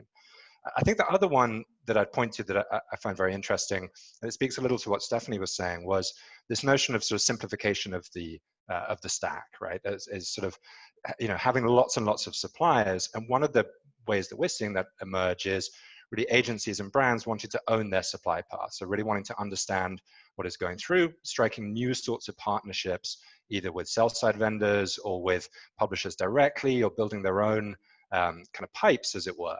And I think that's a very interesting shift in kind of the ownership of the supply path in the value chain as well. So I think those are probably the two bigger things that I've seen. Okay, and so finally, and probably quickly on this, Stefan, and given that your own role is brand safety and digital risk, which is very much one of the most significant roles at the moment, can you predict some other roles? Where do you see new roles emerging? I think what will happen is that because brand safety is increasingly considered to be a matter of even corporate social responsibility or ethics, for many brands, are you holding up to your corporate values? I believe that brand safety will slowly either merge with ethics officer, which already exists in a lot of companies, ensuring that wherever it is that you invest is actually sustainable and ethical. And another part which is already happening is that there will be increasingly more and more a role that is particularly looking into quality media, which is what we are already doing. We just may not have people who have quality in their titles, but I think that is already a big trend that's coming to life. Great. Okay, so another very important issue and question for our panel right now, one that the whole industry is focusing on really. So in your view, how is our industry responding to the focus of the importance of first-party data? And of course, this is so significant given the ultimate end of third-party cookies. And going to start off with Ben, with your view, and IAB Tech Lab, which is very involved, of course, in addressing this issue. Sure, yeah. You kind of alluded to the fact, Suzanne, that anyone that has a direct relationship to a consumer first party is going to be in a position now to largely curate audience more so than they have been in the past. And so I think that the first thing that people think about is the role that publishers will play as a curator of audience more broadly for both direct sales and also as potentially as a source of addressability for others, for advertisers as well, who are also in this circumstance all becoming first parties as well. So I think that both brands and publishers are going to be in a position where they're starting to curate more customized audiences and activating them in the channels that are relevant to them. But I think also that we need to think about how these new players are describing their data and activating them more broadly. And we think that data transparency standards across the board and consistent way of labeling them is going to be super important across the board. But I think it's quite clear that they're going to play a much more kind of important role in making sure that there are accurately segmented and well-described audiences moving forward for everyone in the supply chain. Oliver, where does Adform see solutions emerging from? Well, I definitely echo what Ben said there about the fact that it's really the principals who own the consumer relationship who then have that gateway to that first-party data, and that in itself is a bit of a shift of power, as it were, within that value chain, which I think is an interesting part. But what we're seeing, I suppose, emerge is different types of solutions. So you've got very commercially driven solutions to how to make the most of that first-party data. Then you've got industry solutions, of course, Project Rearc or Digitrust as in the past, and then you've got kind of the notion of publisher collectives, Ozone, NetID, and so forth, as ways to enable the transaction across that data and the targeting and so forth. And I think from our perspective, we certainly lean towards the industry-driven initiatives or the publisher sort of collective-driven initiatives, partly because of the neutral governance that can then sort of sit around those. So we're very much looking forward to seeing kind of what's coming out of Project Rearc and the future there, as well as obviously keeping an eye on the Google Sandbox and what's going to happen with that side as well. So. Okay. So for the final question for panelists right now, before we have a look at attendee questions and hopefully be able to address some of those, this is a very important question, I think, for everybody, for the whole industry. You've seen blocklisting of coronavirus and other terms, and also, across all markets from Ireland, across Europe and the US, the direct impact and negative impact this has had on ad spend on quality content publishers' sites. So really to ask you, how do you think brand safety strategies can address this problem? I'm going to start with you, Stefan, because this is your bread and butter, literally. So what would your advice be in this respect? Well, the first advice we always give to clients is to invest in quality. Our first defense line, I like to call it, is investing highly viewable, brand safe, suitable, underpinned by third-party measurement and independent verification media. And what we saw is that during this crisis, brands, some of the brands particularly paid attention to the brand safety piece, believing that a lot of the things that was out there was particularly unsafe for their brands. And they have the right tool, but I think some of them finally realize what kind of impact that has on the broader ecosystem. And what happened is that when we did actually some surveys internally, we realized that around 90% of our clients actually do not block all COVID-19 content, only the most sensitive stories. But you know, as I said, I think the quality as an issue will just actually not as an issue. It's not an issue. It's quality is a quality. Will only grow, and that's where it will be very interesting to see the competition that has been in the plan. It will be even more between social platforms and premium publishers. Okay, Stephanie, what is the Xandra advice for clients in this respect? Yeah, I think the point that was made about the kind of like different expectations that we put on social platforms and on the open internet are very relevant, because when we think about something like keyword blocking, it is certainly something that makes you feel like I'm ticking a box, I'm doing my work, I'm kind of like providing brand safe environment. However, a keyword only says you so much, or tells you so much about the content. And when we're talking about backing journalism and the importance of kind of like keeping a free open internet, and this internet needs to be financed. And I think what we're looking for is more sophisticated approaches towards brand safety. So possibly like looking at solutions that go beyond evaluating keywords, but more like looking at semantics. So we had this study earlier in the year where we managed to unblock up to 70% of blocked content with Mantis, which is an IBM Watson product, where basically there's like a different evaluation of content that is a bit more elaborate. And I think once again, there has been a bit of a stalling in innovation in brand safety. And I think we can look back and we can go back, especially in these situations, and just ask for more solutions and for more daring in trying to figure out different ways to achieve this customization. Because our pitch is everything about the right moment, the right person, the right price, but also like we can be more the right type of brand safety for each brand and for each publisher as well. Okay, and Oliver, what is Adform's view in terms of assisting with this very significant problem for quality content publishers and really for the whole of our industry? Yeah, absolutely. I guess what we saw was something of a knee-jerk reaction from a lot of brands in terms of pulling spend, and I suppose there are two sides to that. One was a nervousness around the quality or the type of content that they were around, and I think we saw fantastic work from people like Newsworks in terms of promoting exactly what Stephanie and Seven were just saying, which is that it's absolutely vital to fund quality journalistic content, and I think that has played a really strong part, and we're very supportive of that.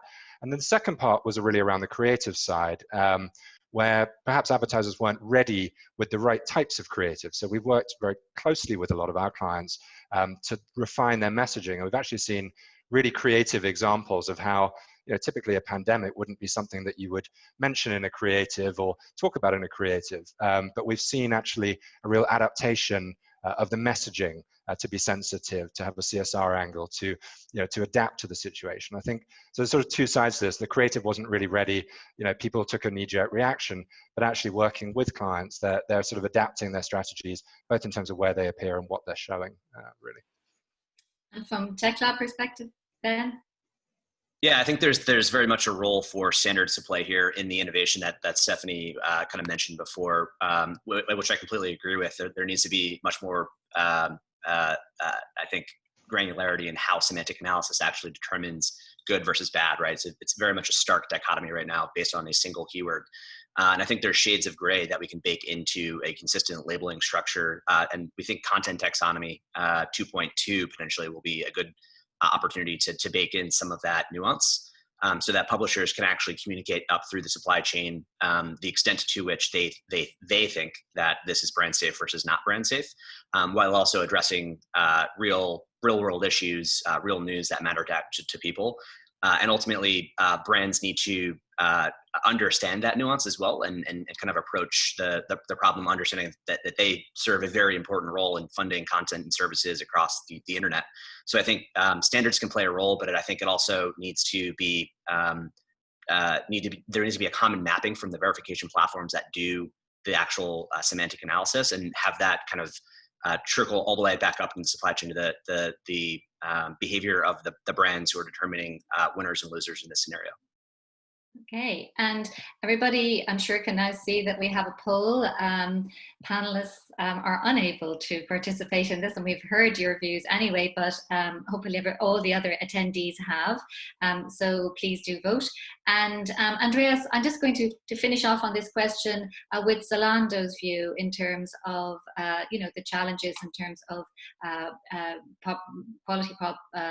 quality content publishers, and this issue in terms of blocklisting key terms like coronavirus.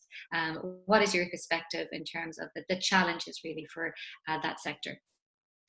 I would like to echo what has been said, that blocklisting can only be a stopgap measure, an interim quick solution until you adapt creative and messaging. After all, let's not be naive. Even if you are on pages that are not, plastered with COVID-19 editorial content, still it's on people's minds, and you have to be sensitive to the overall situation. It's simply the zeitgeist, and we have seen for our partners, but I'm also happy to share things like the sports from home topics that we've been pushing. These are messages that resonate in these times, and as long as they are authentic to who you are as a brand, they can go in and affect change positively in people's lives. Excellent. Okay. So far, I think I'm just having a look to see if we have any questions in from attendees. So just bear with me one moment. And okay, there is one. Does the panel think the industry adapted quickly with the pandemic to mitigate any risks to operations and investments? So again, just very quickly, Stefan, could you just give us your first thoughts on that? I think so. I think the industry did, and sometimes in terms of brand safety, even too much. Because as Oliver said, nobody saw it coming. I mean, we saw it coming in APAC, and then in Europe it just exploded overnight or within a week. So a lot of our companies already have lots of contingency plans, how to deal with this, and I do think we reacted properly. Some overreacted, but at the end of the day, I think we as the industry, we have a good reason to be satisfied with our reaction. Okay, very good. Now we are running out of time, and I do want to give the poll results. So in terms of the question again, are we getting better as an industry in tackling key challenges like brand safety, ad fraud and transparency? So yes, most definitely was 26%. Yes, to some extent, 63%, and no 10%. So a lot done, a lot more to do. And speaking of which, I really want to thank all my panelists for all they have done in terms of contributing and preparing for today. It's been my pleasure to moderate, and look forward to more great content and throughout Interact, and also a personal well done to Daniel Knapp on that fantastic piece of work, which is so useful for our whole industry. But thank you to my panelists. Thanks a lot. Thank you very much. And warmest thanks not only to the panelists, but to you, Suzanne, for moderating a great panel. Quick thanks again to our sponsors, OneTrust, Google, and Adform, that have made this event possible.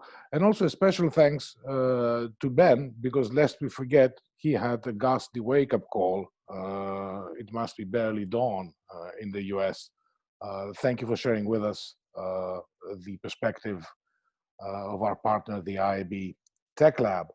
Now, for our final panel, we have a session on sustainable advertising in a privacy-centric world. Now, many of us consider this, needless to say, the epitome of the challenge that our industry is facing today, the impact it will have on the way we do business, the new models that will arise, the new partnership forms. So I think it will be fascinating to hear from our panel shortly. And again, don't forget to submit your questions for the panelists using the Q&A box at the bottom of the Zoom window. And for that, to lead us through the next panel and the next session, I'm absolutely delighted to introduce as moderator for this session, the CEO of IAB Europe, Ms. Townsend Fian. So Townie, over to you. Thank you, Constantine. Can you hear me fine? I guess so. Before we start the panel session, we're going to have some opening remarks from Mark Howe. Mark is Managing Director, Agencies and Ad Industry Relations, Europe, Middle East, and Africa for Google. And Mark is going to talk about responsible use of first-party data and share some insight from a report that has been recently done by Boston Consulting Group, just came out last week, I think. So we'll have Mark first and then move to the panel. So off you go, Mark.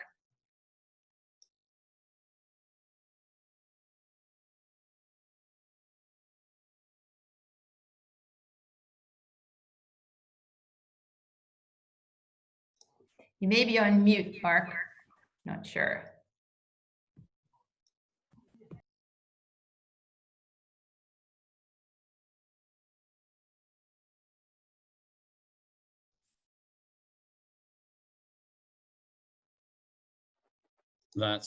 Can you hear me now?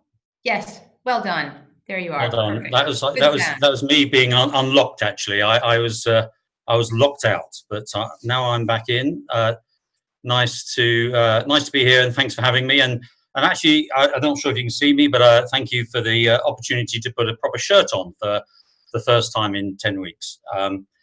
As Tony says, I have the pleasure of opening the session with a topic I think can help brands in the current environment, and that's a focus on responsible marketing with first-party data. As it's already been mentioned in the previous panel, something that's front of mind for a lot of people. But before I do so, I also want to encourage all of you today to look and think positively, as we've heard in the previous panels, towards the future of our industry and not look at it through the lens of past practices. We are definitely entering a new era for marketing. Speaking as a business leader today, my greatest concern at the moment is for the health of the advertising ecosystem and the operating ecosystem, and how it can support the return for GDP growth, but also the health of the people working in our industry under exceptional circumstances around the world. And of course, the welfare, the access, privacy, and trust of our users and consumers that validate our business. Trust and privacy have to be at the heart of our thinking, but please, let's all realize this insidious pandemic has changed most of our businesses forever in some shape or form, irrespective of any ongoing regulatory challenges or changes. In Europe, we have some of the most advanced digital markets in the world, as we saw from Daniel earlier. And we need to recognize the future has just accelerated towards us as the shift to digital consumption and e-commerce has exploded due to the lockdown. So we need to harness what is happening and evolve at a pace to meet our users, many of them new. Next slide, please. We know that the pandemic has increased how often consumers are going online.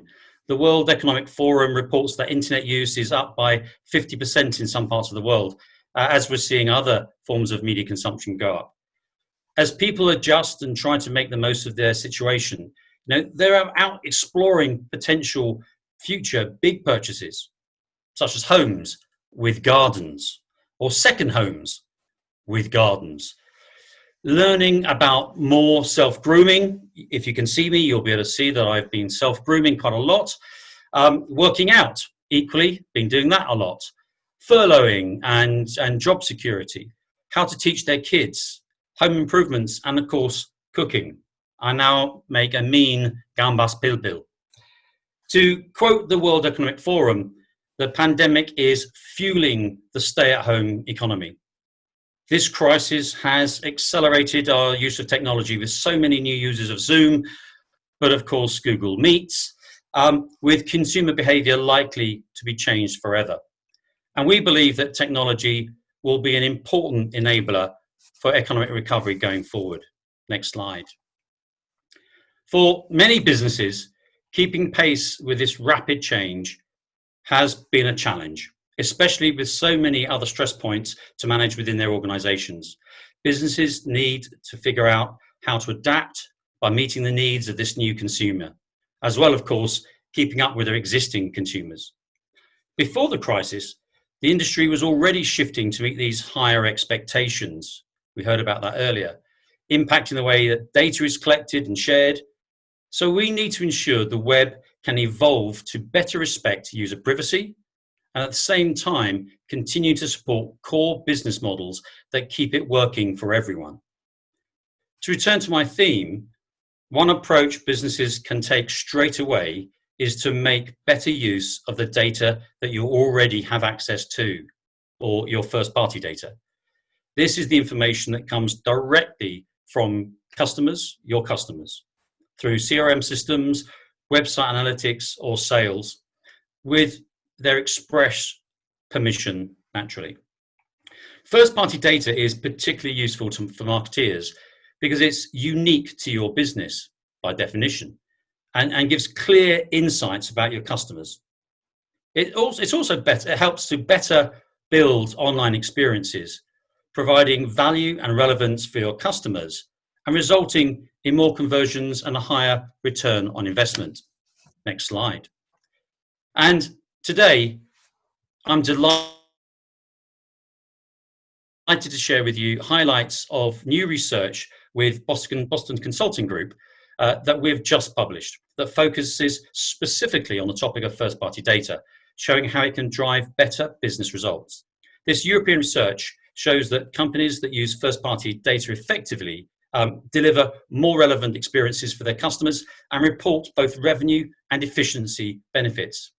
Naturally, this research was commissioned before COVID, but the results are even now more profound.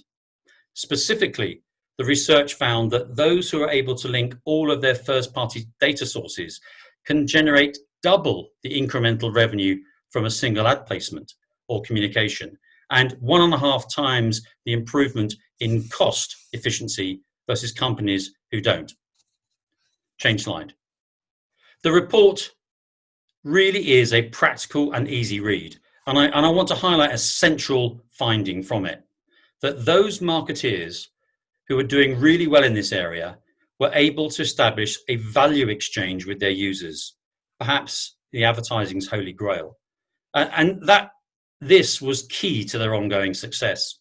In essence, what this model shows is that successful first-party data use relies on a two-way relationship.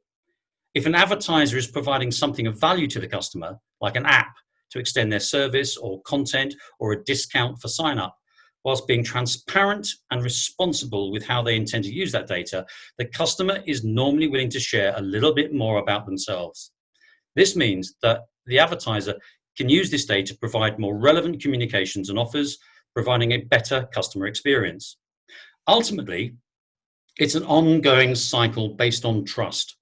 And to that point, all it takes is one nasty surprise to break that trust, such as data being used in an unexpected or unwelcome way.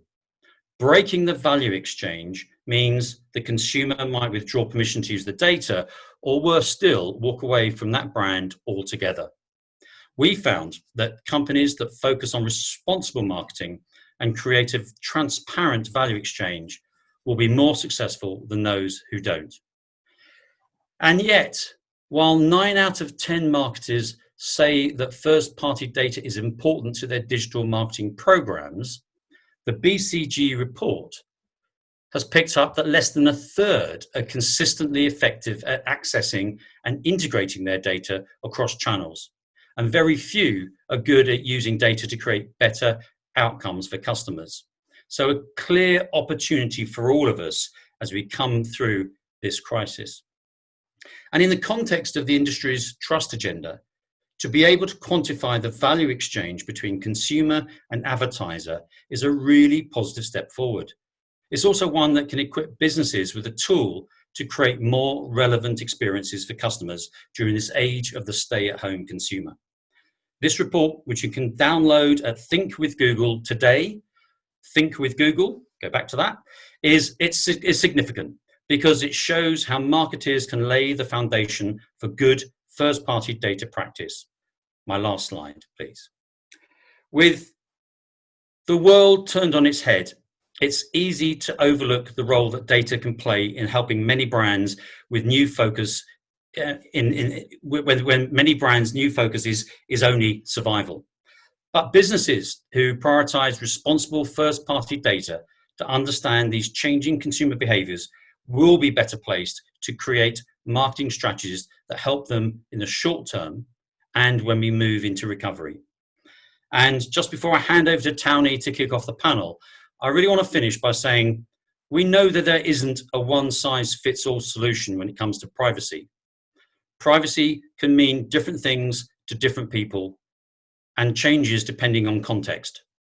Google internal research has shown us that our users prefer ads that are personalized to their needs and interests, but only if those ads respect their privacy and offer transparency, choice, and control.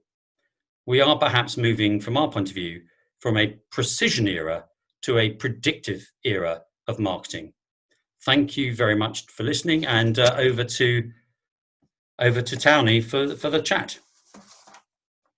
Thank you, Mark. Thanks a lot for a really nice segue into the panel session. So for that session, I'm going to be joined by three other colleagues. In addition to Mark, Mark's going to remain. So we have Stefan Handloser, who is Vice President Data Protection Law for ProSiebenSat.1.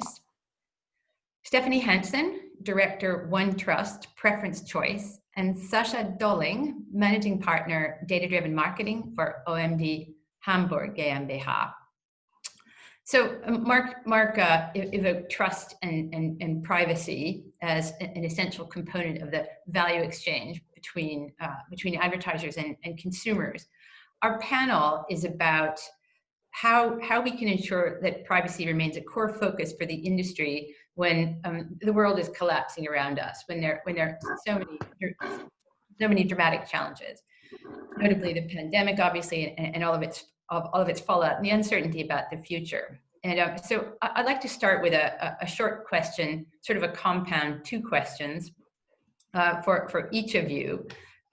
First of all, can privacy remain a core focus with everything else that's going on? And if it can each of you explain a little bit what you in your role and what your company is doing to ensure that it does remain a core focus, that it remains this strategic priority, and perhaps say a little bit about yourself and your role at the same time as you answer. So I'd start ladies first with Stephanie, OneTrust. Thank you, Townie. Yes. Hi, everyone. Nice to meet you. Stephanie Hansen from OneTrust. So we actually build technology for privacy, including our CMP, amongst other tools. So we absolutely work with organizations and publishers who have made privacy a core focus. So yes, it can be done. And one interesting shift that we have seen is it's no longer just the lawyers who are driving this effort. We've seen over the recent years ad ops and programmatic teams embracing user consent specifically as an important component here. And I think privacy by design and a culture of compliance are crucial to incorporate into business operations today. And we have observed that our customers are rolling out new products, and as they're rolling out things such as streaming or OTT apps, they are addressing privacy as they build out those products as opposed to an afterthought like it may have been in the past. So I think we are seeing that core focus there. A general message of doubling down and privacy being really integrated across the board inside the company, and for the clients you're working with. How about Sasha from OMD? What's your take? Hi, this is Sasha from the OMD in Hamburg. I'm responsible for data-driven marketing there. And I'm quite sure that privacy has to become more and more a core focus of our business. In the past, I think it was a bit like a hygiene factor, but in the future it becomes really essential because not only the users are more sensitive, I think the advertisers, our clients, are more and more sensitive about that. And for us, we have a strong focus on data-driven advertising for years now. So we have to ensure two aspects. On the one hand, we have the consideration of privacy regulations. They become more and more tough, and also the technical issues. On the other hand, we have to implement precise and effective campaigns for our clients, for the advertisers. And so we build at the moment, and that's a longer process now over months and years, on three strategic elements. On the one hand, we try to help our clients to build up their first-party database, because these first-party database will become more and more relevant in marketing. We already heard that from Mark. On the other hand, we checking the future of opportunities for third-party data usage. It starts with ID alliances, with ID graphs, and goes to SSO solutions like the NetID in Germany. And the third very important element is to find data strategy which can work with less personalized data, or to build up targeting solutions and data strategy without the need of user data usage. That can be contextual, that can be alternative data, and so on, and so on, and so on. And so we have three relevant elements for the future to ensure data strategies. Very interesting. And Stefan, how does it look from where you sit? Yes. Stefan Hannoser, ProSiebenSat.1. So to answer, short answer to your question. So of course, privacy remains a top topic for us. So if you have strong and stable privacy compliance structures, then they also continue working during COVID. This is as a general notice. Of course, we were affected by the de facto postponement of TCF version 2.0. So entry into market 6 weeks delayed for COVID reasons. Of course, we had to adapt our strategic project-based privacy work to this new environment, but we are coping well. And yes, as a publisher in general, so not just for us, also my perception in terms of cooperation with other publishers, or also in business associations. So the strategic work on privacy topics and the adaptation and implementation of GDPR and e-privacy requirements,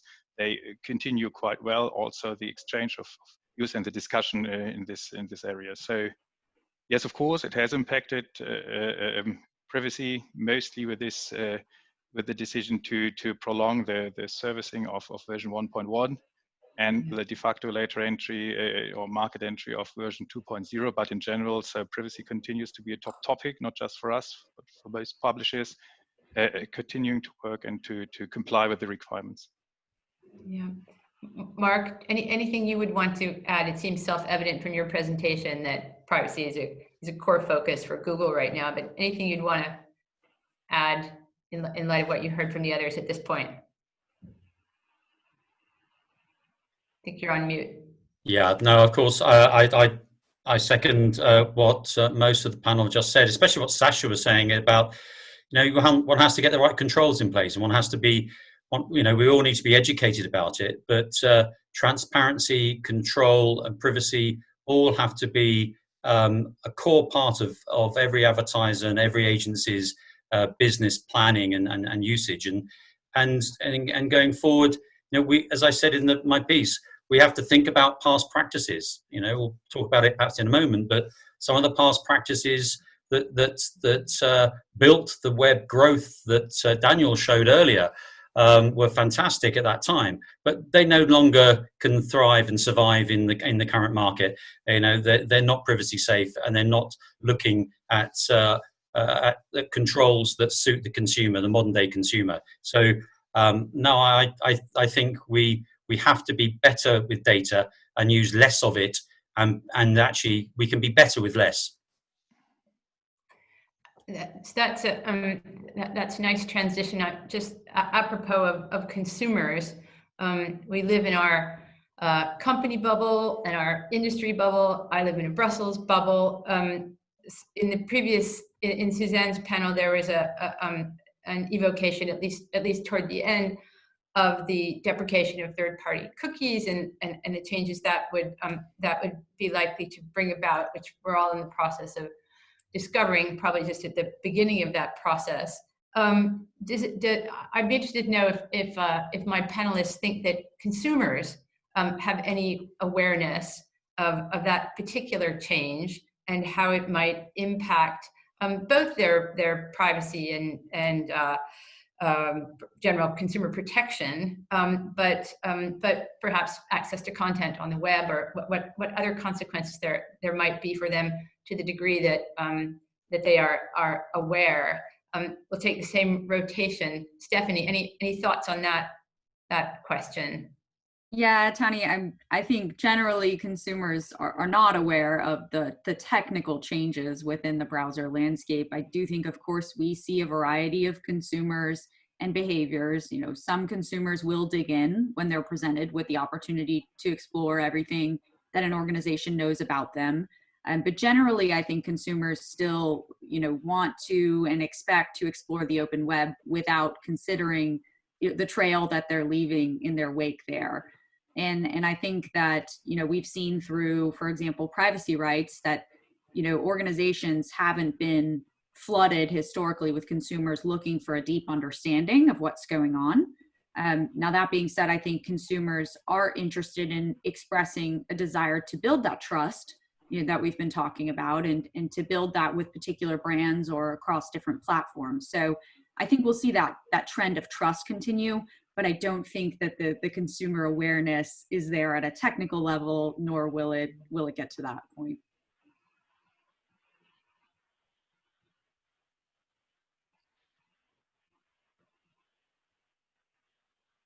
How about Sasha?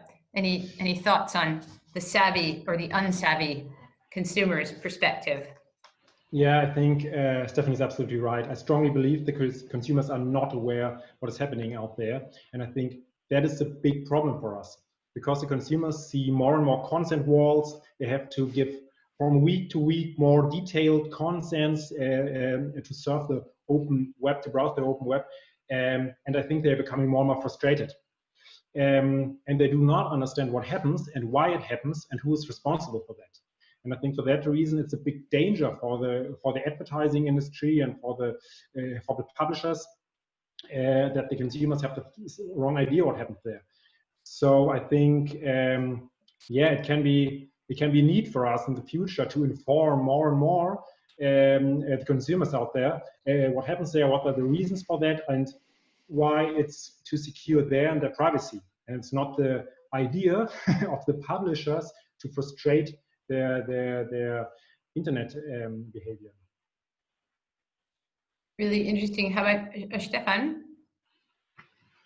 Yeah, of course. So it's such a complicated and multi-dimensional topic. So of course, you can't expect the average user, the average visitor of our websites, of our different media, expect them to understand. So they are more confronted with the consequences. So this cookie consent fatigue and so on. So these are more the consequences of what is going on in the future. If third-party cookies should perish, then registration-based or registration requirements, login requirements, and so on. So it's more the consequences. But again, covering also the legal aspect, they are professionally represented by other bodies, like, for instance, the Data Protection Authority. So it's their job to protect the user and to somehow, when they take action, to also make a bit of a privacy impact assessment. So if we go in this direction, if we enforce in this direction, so what will be the overall consequence? So will it be, in the end, the outcome be privacy friendly, or are we pushing in the wrong direction? So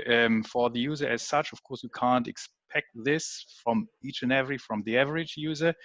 However, from those professionally being the advocates of user and data subjects' interests, you would also expect them to have the big picture in mind, and also to see unintended consequences if they sanction in this or sanction this sort of interpretation of GDPR and so on. So this is in short. So it's more the emphasis is more on the DPAs and their professional view and assessment of how the market works, and how their interference with the market, what the impact will be on privacy and on the privacy level for all.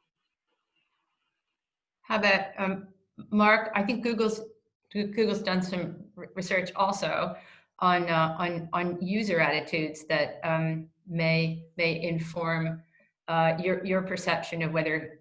Tom, well, as I said at the end of my piece, which is the internal research shows us that that users prefer ads that are relevant. But to answer your real question, are the majority of users aware? I guess simply put, no. But it's important that making sure we don't look at users and consumers as one monolithic group, because I think as both Sasha, as everyone just said, some are savvy and some aren't. But the majority of users outside of our digerati bubble, basically, they've got no idea what a cookie is. All they know is that they have to click on something when they want to buy something. And if they don't click on it, they don't get the same value exchange. So it comes back to the conversation I was having about value exchange. They know that if they want to continue on a site, they have to click on something called a cookie. They don't know what that is, but they do realize that by doing so, they've given something up. What they don't like, of course, is they don't mind retargeting. Actually, positive and contextually relevant retargeting is seen as a positive. What they don't like is the creepy pair of slippers following them around the internet. They don't like that at all. So they don't understand if what they've given gives them enough return. So, but what we do know is that users, they expect more now. And for example, last year in 2019, we saw on average 20 million visits per day to the Google account. The Google account where you can choose and adjust your privacy settings for your own account across all products. So, and 20 million users does show that whilst there's me going, it's just a digitality bubble and they don't know it. That's a lot of people are going, actually, I want to have a look at this and I want to try and do something about it within my controls. What they don't always realize, though, is by switching off certain things means that they get less personalization, and then they'll then get general mass advertising again, which is not arguably the value exchange that either advertisers, publishers, or users really want from the internet. So there's a bit of a juxtaposition there, and what we need to do is replace these legacy practices with new privacy preserving solutions in collaboration with the wider industry, which is why we set up our privacy sandbox, which is why we're working very closely with W3C, and that's why we're supporting Project ReArc. We need to find new solutions that support consumer, support publisher, support advertiser, and support the platforms. Thanks. I think most of us are probably hooked into both the ReArc and the W3C work. IAB Europe and the national IABs certainly are. Would you be, so early days, but a fair amount of objective pressure, or a feeling that the timing to get to solutions is rather short? Would anyone be willing to hazard some guesses or share some insight on how you expect this to impact the industry, so both direct and programmatic? Why don't we mix it up, go backwards, and start with Stefan? Well, of course, we're still assessing the impact. So and of course, from a publisher's perspective, so what's always key is to have the direct relationship to your viewers, to your users, to your customers, and of course with the intermediaries in between. So the current ecosystem. There are always third parties who have better knowledge of your and better insights into the wishes and expectations of your users than you as the publisher, so who has the ultimate relationship with the user, would expect to have. So therefore, for us, it's key to reclaim this this direct relationship. And irrespective of whether this is under TCF or whether this is under a more registration-based model, which will be possibly the next step, or even with regard to the sandbox and Project ReArc, so that we have whatever interface or however this is technically managed, that it is clear that the direct communication and the direct exchange of information between in both sides, so on both directions. So from us to the user and back to from the user, from our direct client, from our customer back to us, that this is still works, and that we have the opportunity, no matter whether it's registration based, whether it's sandbox, whether it's ReArc, that the publisher can still establish this direct relationship with those consuming or their information, entertainment or education content. So I think this is what the key focus for us when observing and contributing to Sandbox and ReArc is to maintain this direct relationship and to maintain direct access to whatever technical means, some direct interfaces also, which need to be maintained. This is absolutely key. Thank you. Sasha, anything you would call out with respect to challenges and opportunities that you would already see in the context of the Chrome Privacy Sandbox and this deprecation scenario landscape? Yeah, perhaps I have a bit general view on this. For my opinion, and this is strongly demand-driven, the privacy discussion is a big chance for the industry, especially for programmatic. Why is this so? At the moment, we are very limited to running campaigns, to target people in a very limited user ID pool, cookie ID pool, a user ID pool, and we are very limited to the different devices. And when you find new targeting solutions, which are better with less, how Mark said, or who are not user-centric, which do not use these user data but other targeting options, then we have the chance to run programmatic campaigns and digital data-driven campaigns multi-channel out of a small user ID pool. And then we have the chance to run a really big, consistent multi-channel programmatic and data-driven campaigns. And I think with that, digital advertising can be much more precise, much more effective, and this is the big chance, especially for the advertisers and for the feeling the consumers have when they are using the publisher sites and seeing ads. So you see a lot of opportunity, and sort of that's a bullish perspective. That's fun to hear. How about Stephanie? Yeah, absolutely. Would echo both Mark's points about the opportunity to increase the knowledge around the value exchange, as well as what Stefan was sharing with the opportunity for that incremental first-party data.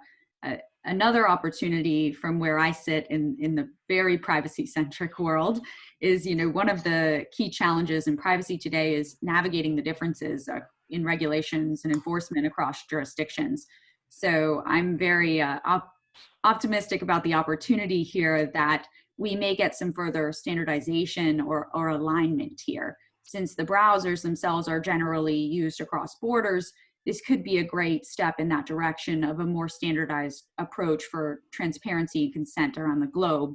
Now, of course, we're not going to go to a strict opt-in model that might reduce revenue in markets where we don't need that, but I am, as I said, optimistic that we may get a little more standardization, so we're not using TCF over here and opt-outs for do not sell and CCPA over here. And there's just a lot of fragmentation right now that I think could be leveled out a little bit. Thank you. So yes, my boss in the control room has flagged that it's time for the question. So the question for our panel: has privacy remained a key priority during COVID-19 for all of our participants? So please tick a box: increased, remain the same, or decreased. We're not allowed to vote as panelists. So while the fans are doing their voting, maybe it's interesting to follow up on Stephanie's observation of what sounded to me as if what you were saying is that one may get to some kind of, in effect, global harmonization of regulatory approaches via technology. Like I think we think about the immense challenges of trying to harmonize across jurisdictions, taking it straight on from a legal point of view. But it just looks like such an epic task. What do the others feel about either the likelihood of the industry converging on an approach to privacy and data protection that has some common principles and agreement on user rights? What are the chances of our getting there as a global industry in sort of the short term? Well, Tanya, if I can jump in on that, because I think the reality is that it's essential that we take this opportunity to shape the future for advertising and digital advertising. As everything I just said, as we come out of COVID, behavioral patterns of consumers and the consumption of digital is only going to be increased and enhanced. Of course, the levels may subside a little bit, as Daniel talked about, but it's up to us to ensure that we set the pace. To some extent, third-party cookies was part of the last 10 years. Going forward, we need to find new ways that are privacy safe and ensure that the regulators are not hounding us, that we are setting the rules. And that means that whether that's Safari, Firefox, Chrome, working consistently together, that's why Chrome created the Privacy Sandbox and worked closely with W3C to ensure that REARC, IAB, all other players, come together and share ideas. I don't think we don't have the answers just yet, but we've got to find routes forward that ensure that we control our own agenda. And I think we can control our own agenda if we set trust and privacy as the highest bar. We stop bombardment. We stop, volume and repetitive frequency that sets someone's distrust. We stop the creepy following and retargeting, but we really center in on the value exchange that we're talked about, and we can do that now with first-party data. I'm not saying that first-party data is the only solution going forward here, but if we work together to have a consensus, and as Stephanie said, browsers across borders have to work together so that we have singular standards. I genuinely think it's a global issue, and from a European point of view, with such digital maturity, we really should play our part in that global conversation.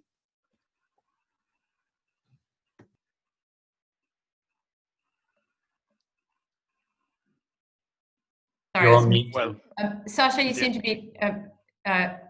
Just maybe just one word. So of course, you see a certain shift in legislative power to W3C, REARC, and so on. So of course, there is some factual lawmaking or may come out, but if this should be or must be or should be accepted also by the various European stakeholders like the DPAs, also who ultimately enforce what is going on. It's all about inclusion. So big chance, of course, that the industry on a global scale sets the rules, but of course it's a big challenge to have everybody on board, those who take ultimate decisions like DPAs and so on. So this shift in legislative power has definitely positive aspects, but it needs to be done right. And this can only be achieved by inclusion of the various stakeholders and also those who ultimately then enforce the GDPR, e-privacy, and whatever might come out in line with those principles developed in W3C, Sandbox, or REARC, so that there's no friction and that this all goes hand in hand, and otherwise we won't achieve a global or some global principles at least of privacy in the online advertising. Thank you, Sasha. It looks as if you agree that we will converge in our behavior in a way that will align to some of the regulatory pressures. Yeah, as we heard, it's very important to come back and at the steering to come back into control in this discussion. That's really important for our industry, and for that I think it's important to understand what happens, why happens, and to change our attitude or our vision in digital marketing. Over years, we had the third-party idea, third-party cookie idea, and we had the idea more data is better, more data helps more. And I think we have to accept that there's a big issue for a lot of countries, Germany for special, but also other countries, that we work with less data. And when we accept this and find ways to be more effective with less data, then we can go into the discussion, then we can go back into steering, and then we can control what happens in our industry. I think that's very important. Excellent. All right, so the poll results are in, and we're basically out of time, so just a quick readout. So 30% of our audience consider that privacy, if anything, has become more important. 56% believe it's remained the same. Only 14% say it's decreased in importance. That will be good news for the lady from the French DPA who follows us in a few minutes. I would just want to thank very much for the wonderful insight. All of you, Mark Howe, Stefan Hanlauser, Stephanie Hansen, and Sasha Dolling, and hand back to Constantine. Thank you very much, Townie, for an incredibly interesting panel. And thank you to all the panelists for all the views. There's much food for thought there, and certainly a discussion that I'm sure we'll be revisiting frequently. Indeed, this is a discussion that is very much ongoing, and I would like to highlight here that IAB Europe has just launched its post-third-party cookie task force. It's a new task force that has its inaugural meeting tomorrow. You will find details of that in the chat box. There are already more than 100 attendees that are registered, and it's open to all IAB Europe members and members of national IABs. Now, as Townie said, onwards to our next session, where we're going to have a short speech by Clémence Cottez, the head of the Economic Department Secretary of the CNIL, the French DPA. And to introduce Clémence, we welcome Benoît Oberlé from the IAB France newly elected board, and Benoît is also newly elected as its treasurer. So Benoît, over to you. Thank you so much, Constantine. Since 2018, many DPA issued guidance for digital advertising under the GDPR, and there seems to be an alignment on a few core issues. That's why we think that we need to better understand how DPA's interpretations of e-privacy and the GDPR are converging, specifically on cross-border enforcement. And I'm pleased to introduce Clémence Cottez, head of the Economic Sector Department of the CNIL, one of the most active DPA in Europe, who accepted to share her comprehension with us. Clémence, would you please help us to better understand the interactions between the e-privacy directive and the GDPR? Yes, thank you very much, Benoît. And thank you for giving me the opportunity to explain how the Privacy Directive and the GDPR interact, because I think this is the first phase to better understand how DPAs are acting regarding cross-border enforcement and how these two tools, e-privacy and the GDPR, can articulate on specific data processing and at least how we can, between DPAs, reach a common ground regarding the rules applying to direct marketing. So next slide, please. I will start with an explanation regarding the possible overlap you can have between the GDPR and e-privacy. There is an overlap, but does not necessarily lead to a conflict between the rules. As you can see, the GDPR itself explicitly refers to processing activities which also trigger, at least in part, the material scope of the e-privacy directive. I mean, Recital 30 of the GDPR elaborates on the definition of online identifiers. It refers to cookie identifiers and other identifiers that can leave traces and may be used to create profiles of the natural person. So in this case, clearly we have the data processing implying the application of the GDPR and e-privacy. And finally, the CJU has confirmed that it is possible for processing to fall within the material scope of both the e-privacy directive and the GDPR. In its decision about Wirtschaft Academy, Fashion ID, and so on. So this is nothing new, but I think this is important to recall that these two tools can apply simultaneously and can be applied differently depending on the member state that is concerned. And next slide, please. Thank you. So I must remind you what is the intent of the privacy rules, because one will ask, why is there a specific legislation applying to electronic communication when the GDPR is already applicable to the processing performed on electronic communications? The spirit of the e-privacy directive is complementary but different from the GDPR. It aims at ensuring the respect for private life, confidentiality of communications, and not data protection in itself. This is part of Article 7 of the EU Charter of Fundamental Rights, and this is something we can apply to our daily life. It's about private life and confidentiality as a whole.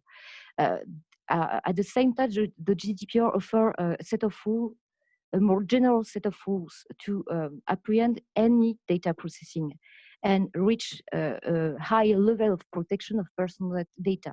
So you have a general regulation, which is the GDPR, that would apply on any data processing, and then a specific regulation, the e-privacy directive, that will specify in some cases that might be more sensitive when and how the consent should intervene. So can you put the next slide, please? I will give you a concrete example. Yes. This is an example we will find in guidelines that were released by our colleague, I think it's Norway, about programmatic buying of users on ad exchanges. And I have tried to put some indications to about where and when e-privacy and the GDPR would be applicable. You have the first moment when Carl is identified as having two children, being 41 years old, and so on. This is a profile. This profile has been built, might have been built by the data broker that have collected information through the internet browsing of individuals by the use of cookies, and that may have includes personal data obtained via various other sources. I mean, commercial partners. In this case, you will have the e-privacy directive that will be applicable to the reading and placing of cookies on the device of Carl, and you will have the GDPR that would apply to the data processing that occurs after this operation. You see that this applies also at the stage of the ad exchange and sell side platform and so on. So at all these stages, finally, the data protection authorities and national regulatory authorities can apply either the privacy directive or the GDPR, because they are there is always a data processing following the operation of accessing or storing information on a device. Can you put the next slide, please? So in this respect, what are the DPA competences? Regarding the e-privacy, this is more difficult than for the GDPR, because the GDPR is pretty clear about the data protection authorities' competences, and it's not the case in the e-privacy directive. So the e-privacy directive has to be translated in each member state, and each member state can, through national laws, give competences to data protection authorities to enforce the provisions of the e-privacy directive. And it's not always the case, because sometimes you can have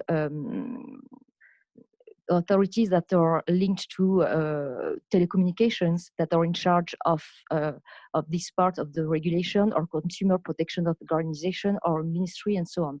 I will give you after that an example of the example of Finland, which is quite different from France, and to see how this difference between the fact that two authorities can intervene on the same data processing sometimes leads to discrepancies inside a member state. So please, next slide.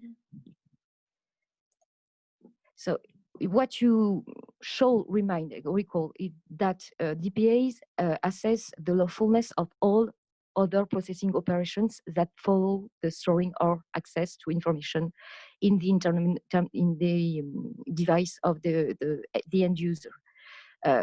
Because Article 5.3 does not contain special rules for any prior or subsequent processing activities.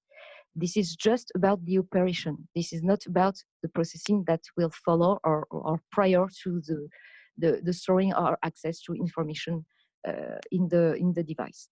So data protection authorities remain fully competent and can activate the cooperation and consistency mechanism to any data processing that following this operation that is subject to Article 5.3 of the e-privacy directive.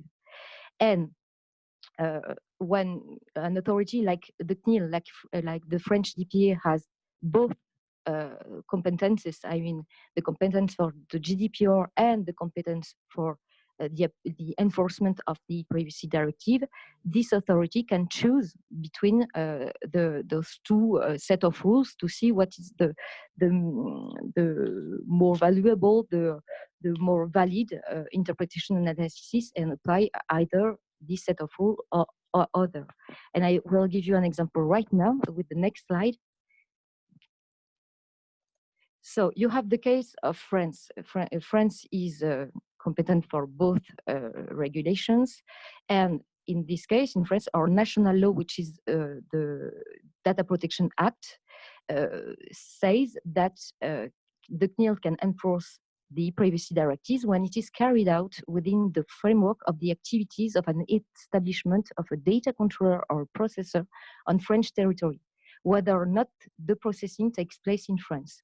This is basically the analysis that had been retained by the CGU in the Costera decision, meaning that if you have an establishment, even if it's not a main establishment in France, that take part even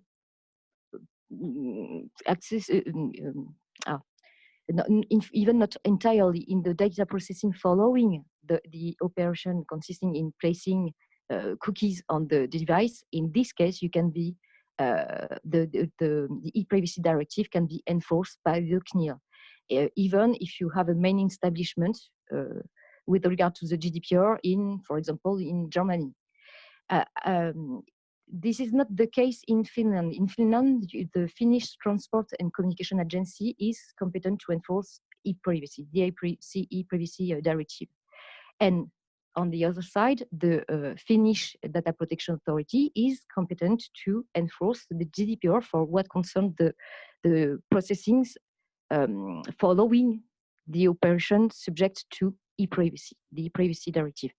So I have an example of a discrepancy inside one member state this is the Finnish case. During over the last 2 months, we had a decision from the data protection authority of this member state saying that consent must be translated in an affirmative action, and that follows all the recommendations of the EDPB guidelines. And on the other side, we had another decision from the Traficom, which is a Finnish transport and communication agency, saying that the continuous browsing on a website can be considered as the expression of a consent. In any case, the data protection authorities have the power to enforce their interpretation of the GDPR, and this interpretation is directly linked to the definition of the consent in the e-privacy directive. So in this sense, we had the last word in this regard, meaning that we have to interpret whether or not the consent, even if there is a consent, and that from the data control of the website point of view, there is a consent, at least we will have to interpret it regarding the guidelines, the common guidelines of the EDPB. So next slide, please. So the main question is what about cross-border enforcement?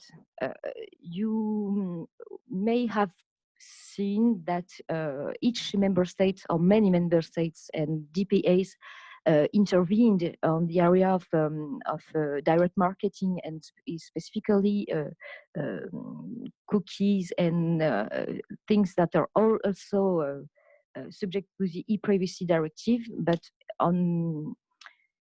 for the most part of it, there are local cases. Just local cases for which each DPAs enforce the GDPR and their interpretation of the GDPR, which is convergent with the interpretation of the GDPR that has been translated last month in the new version of the guidelines regarding consent. So what's going on? We have ongoing procedures regarding the enforcement of the GDPR, and this ongoing enforcement can be local. So at this stage, we do not have a cooperation or a cooperation between DPAs because it's not mandatory. And on the other side, we have more important ongoing procedures regarding cross-border processings analyzed with regard to the GDPR, and we might have some big decisions by the end of the year, but we're still waiting for them. And we have an section regarding Spain and the French DPA, because the Spanish DPA is competent for the application of the e-privacy directive, just as the French DPA is, and you all are aware of the different interpretation the Spanish DPA had about the expression of consent. On this matter, the EDPB has intervened last month to clarify the guidelines regarding consent, to make sure that the continuous browsing, the scrolling on a website cannot be considered as a valid consent. So there was a decision by the Spanish DPA, and this decision was analyzed and has been discussed, and we have reached a consensus that is stated in the new versions of the guidelines. So please, next slide, I will tackle the difficult issue of the interpretation and the conversions between the interpretations of each member state and DPAs, and I have made some how can I say it's sorry. I have tried to take every decision and to check whether or not we are converging to a common interpretation about the positive action, the notion of specific consent, the need to have an easy way to say no or to withdraw the consent, and the prohibition of cookie walls. And the good news is that at least for for the next during the last year, almost every DPA had the same interpretation, not in the same word, but the same interpretation. For example, the need for positive action, meaning the exclusion of the browsing or references to the browser settings, was confirmed by Belgium, Denmark, UK, Netherlands, Finland, Greece, Ireland, France. The same for the need for specific consent, meaning that we need a granularity of the purposes that are presented to the user when he's asked for his or her consent.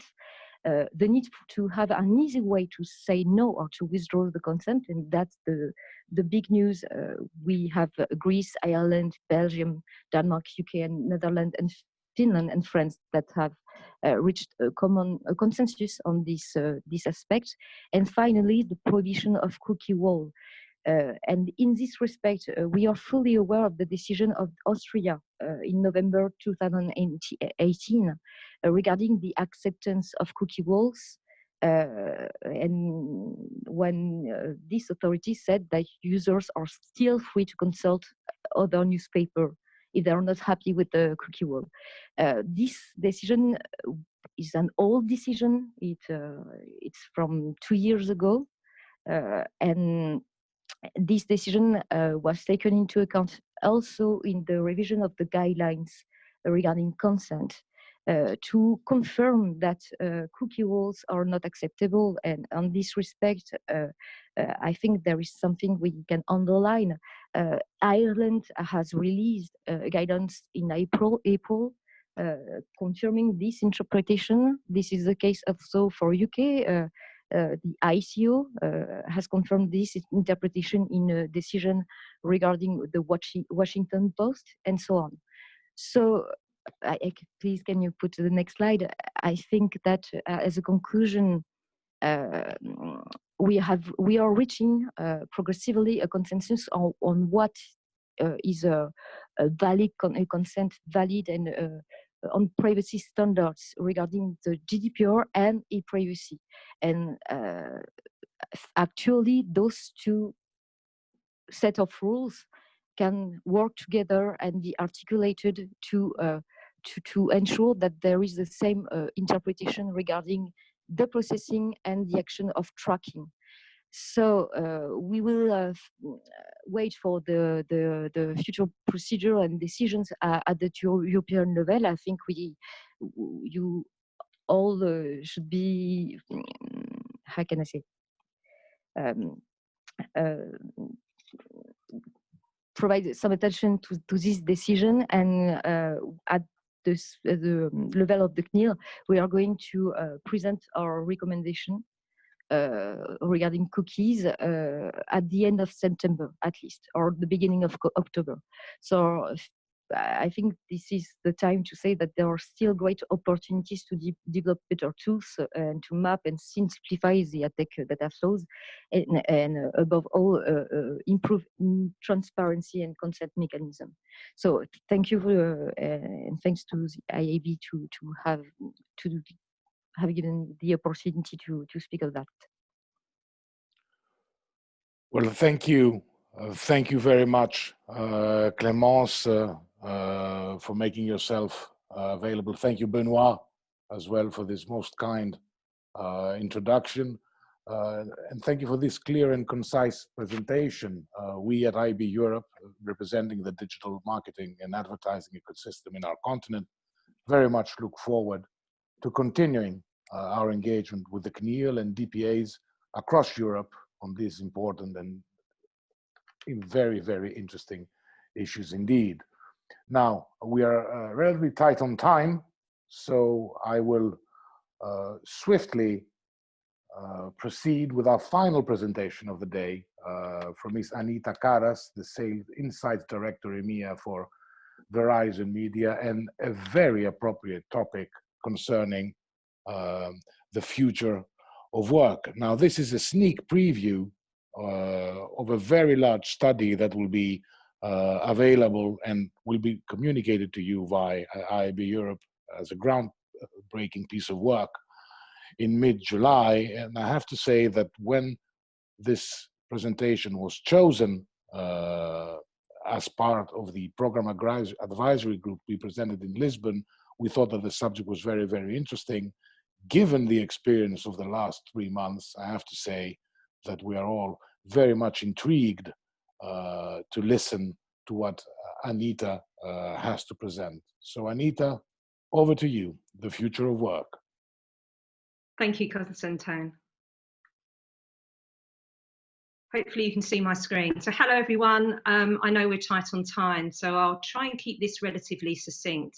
My name's Anita Karras, I head up the Insights team across Verizon Media for EMEA, and I'm thrilled to be here today on our first virtual IAB Interact conference powered by digital. What I was planning on talking you through today, and what Constantine sort of started to reference, was an assessment on how future-ready businesses are based on proprietary research that Verizon ran in conjunction with Longitude, which is a Financial Times company, at the beginning of the year. As you can see from the stats on the screen, this was a large B2B study interviewing over 1,000 business leaders responsible for leading large companies with annual revenues of $500 million or more, spanning a wide variety of sectors on a global scale. And what we were doing with this was evaluating the future readiness of businesses in 4 key areas. The first is technology adoption, which is exploring which emerging technologies organisations are adopting and how successful they have been in rolling those out. Secondly, skills and behaviours, i.e. identifying the skills firms expect to need in future and what steps they are taking now to really onboard them. Thirdly, leadership and cultural change, assessing how leaders are adapting their business strategies for the future success and the steps that they are taking to create that right culture for continued evolution in the business. And then finally, ways of working, how organisations are adapting their structures to improve agility, make the most of new technologies such as artificial intelligence and higher levels of automation. And by focusing on these areas, we are able to get a perspective on the business priorities, the degree to which they're investing in their workforce through training, development and installing of the right technology, the cultural changes they are making, and a view on whether some industries are more prepared. We all know in an instant the world has changed. COVID-19 emerged as a global pandemic which has transformed all of our lives, both personally and professionally. We heard about some of the economic impact from Daniel earlier today, so I'm not going to dwell on some of the stats and facts behind these statements, but it is suffice to say that I've been working in research for over 25 years and I have never witnessed a time like this, where both consumer behaviour and business response has shifted and continues to evolve so quickly. This obviously, from a pure practitioner's perspective, is fascinating. But it's also challenging, as what's true today has shifted again tomorrow, and hence the need for constant analysis and interpretation. And with that in mind, we have therefore gone back into field with this future of work study, and therefore are going to be releasing those results next month. So today, what I'm going to focus on are some observations I've witnessed through our own data, sharing some early indications from this body of work, and also reinforcing some of the comments that we've had surfaced today during this Interact event. We will share the full report, as Constantine said, to attendees when published. So this really is a sneak peek of what is to come. What this pandemic has created is a full stop, reset and rethink for consumers and businesses alike, with new practices and priorities emerging as we reimagine their businesses and what they can be post-COVID-19. From a work perspective, it was goodbye to open plan offices and hello to home working, with 1/3 of us across Europe now working from home. And those that have returned to work are facing staggered start times, wearing of masks, temperature checks, plexiglass walls to keep social distancing measures in place. And as we adjusted to that home isolation, technology has become our sole platform for communication, entertainment and collaboration. We at Verizon saw huge surges in our data usage, particularly in collaboration tools and the virtual private network space, which are required for the home working to exist. This surge in demand has been reflected across many of our telecommunication partners across Europe. In the UK, BT reports a 35 to 60% increase in daytime weekday fixed broadband usage. Telefonica reports nearly 40% more bandwidth in Spain. Telecom Italia experienced traffic increases of 63%, and Orange in France reports voice traffic increasing by double.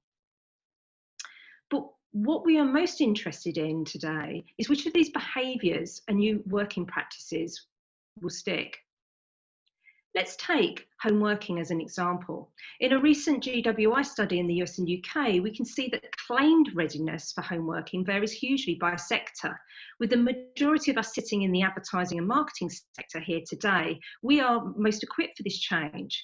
But there are significant challenges and changes required in that education, healthcare, and retail sectors to really make this a reality.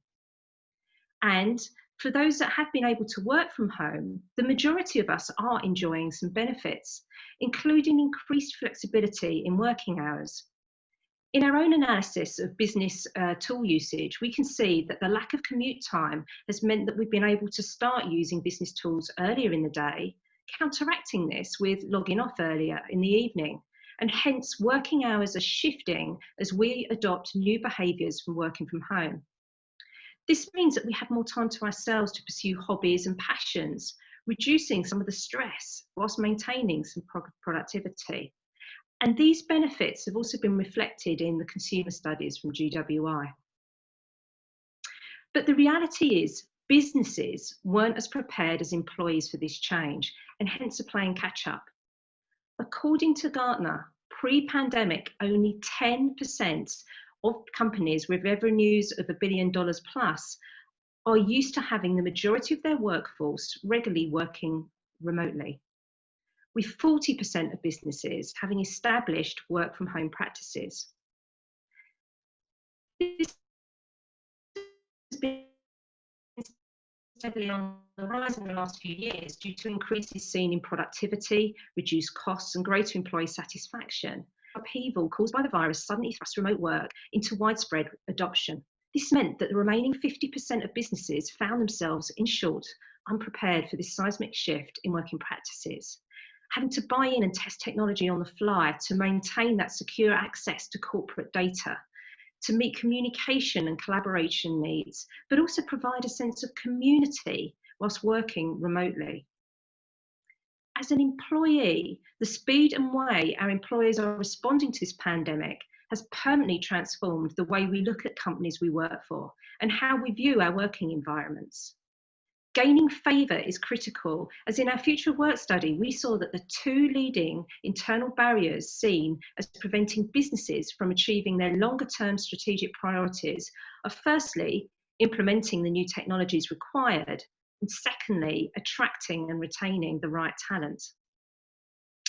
In our view, there are 4 waves of remote working, and right now we're in the middle of the COVID-19 induced third wave. The COVID-19 crisis has hastened organisations' ambitions to embrace that remote working. During the last recession, it was largely about saving money. Organisational leaders, desperate to shed costs, found they could do more with less real estate. But despite some adoption, this consideration actually still stands. In fact, recent occupancy studies have shown just how inefficient office space is being used. Employees around the globe are not at their desks for between 50 and 60% of the time. That's a huge waste of money when we think about lighting, heating, security, so forth.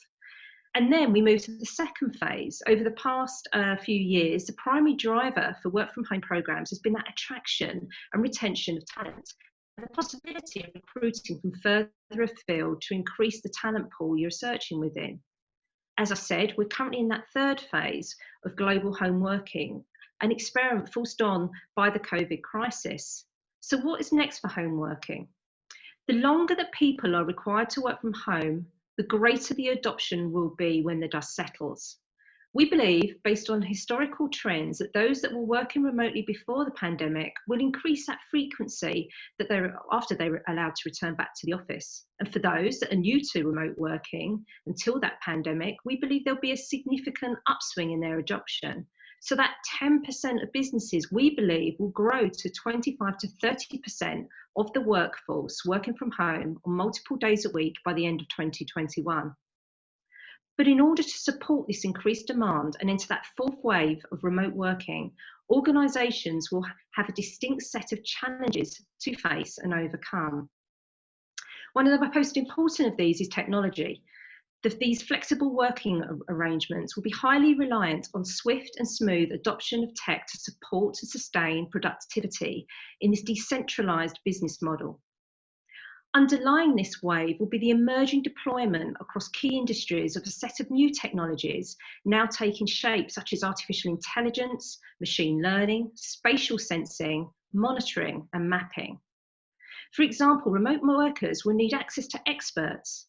Call centre operators will need an environment where security and data privacy issues are well addressed. And teachers will need a way to monitor tests and exams. It's critical to start with that user need and the user experience you want to create. Then source the technologies you require to support that user-friendly and highly functional working environment. The chart on this slide illustrates the technology required to enable these end user experiences to seamlessly happen. But to bring this to life a bit, I wanted to use an example in Uber, who I believe had the foresight to use technology to create a competitive edge, transforming the way we book taxis. By that car service app, GPS is used to identify both your location and the closest vehicles to you. This spatial computing blends a physical world with the digital one, enabling you to get live updates of where the vehicle is, dynamic pricing, and an estimated time of arrival.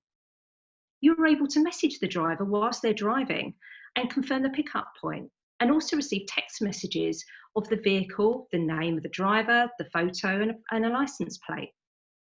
Finally, you're able to pay for the service online without the use of credit cards. Uber started building this experience when some of those capabilities were supported by the 3G phones that their potential customers were using. However, they were so confident in that end user experience that they had created that they knew that as consumers upgraded their devices, Uber would be the first in market with the service, providing them with that competitive edge, and hence secured the investment they needed to create the company. They've done exactly the same for the food ordering and delivery service industry through Uber Eats.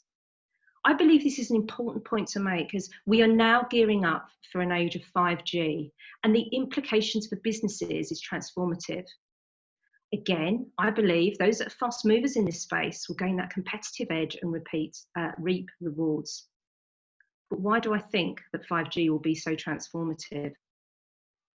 We'll just look at the scenarios outlined on this slide, and for speed, I'm not going to go through them all, but I'll stick first with the car and transportation sector for a moment. The lack of latency that 5G brings makes autonomous transportation a reality. In fact, a number of Chinese delivery businesses used driverless vehicles during the pandemic to continue to provide a service whilst complying with government isolation rules.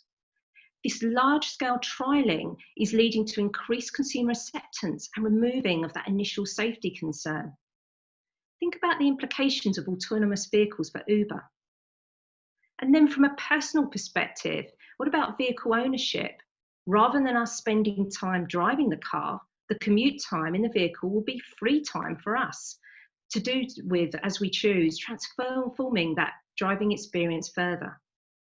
And in the health sector, Verizon employed a number of robots during the pandemic to health centers in the US to carry out various tests such as temperature and pulse checks to the most critically ill patients. This limits medical staff's exposure to the virus. And perhaps, as expected, sports, media and entertainment sectors are also starting to explore the opportunities that 5G brings. This video clip playing in the background is of Miami Stadium, which we have connected with 5G. During this year's Super Bowl, there were over 21 terabytes, which is a huge amount of data, going across the Verizon network during the game. And it felt like for the first time in history, we were able to use it to enhance the in-game experience by delivering real-time augmented reality filters that gave attendees at the event contextual data about the players on the field, the win probabilities, and further descriptions immediately following big moments in the game, such as a touchdown. This is a major advancement, real-time adaptation of AR in the stadium. And yes, this is a US example, but we're taking these learnings to both football stadiums and businesses in Europe as we imagine what events and conferences could and should look like in the future. And just to give you a little sense of 5G in the business world, here's a quick video to show how it works to enable us to collaborate at work across multiple locations.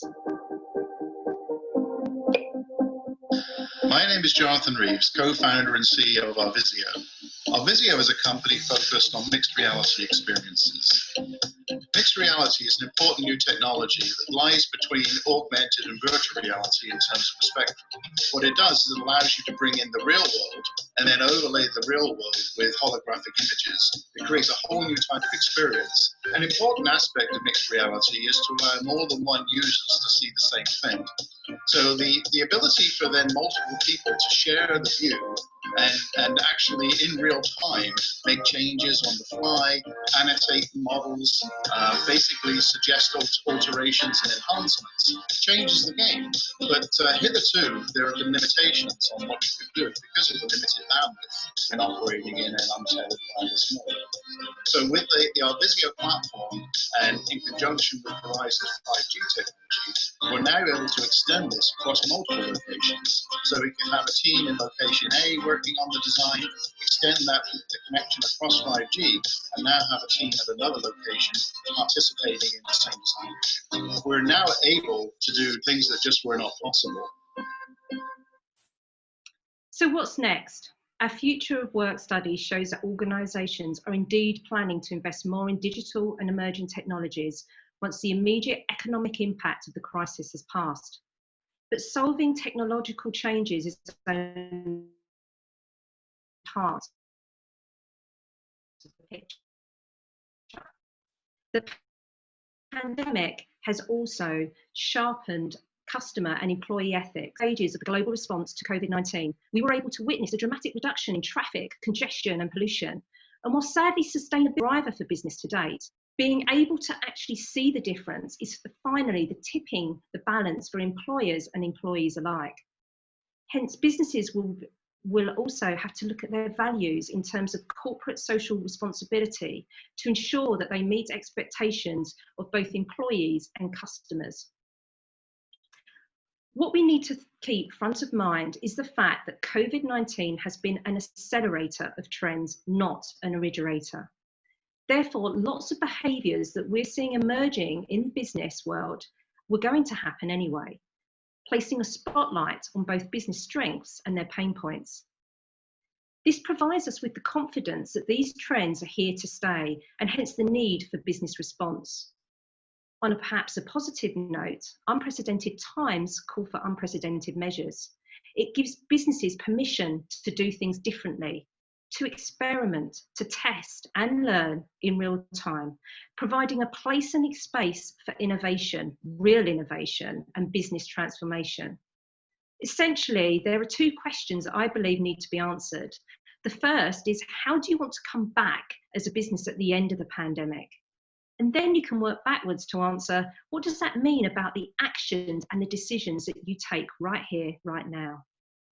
Clarity in response to these two questions will ultimately define the path and the destiny that businesses take. I'm going to end on three observations that I have seen emerging from our body of work to date that I'm going to leave with you as guiding principles, and I'm pleased to say have been reflected in some of the panel discussions earlier today. The first being adept at adapting. The ability to rapidly deploy new technologies, the automation of a greater number of processes will be critical to competitiveness in a post-COVID-19 world.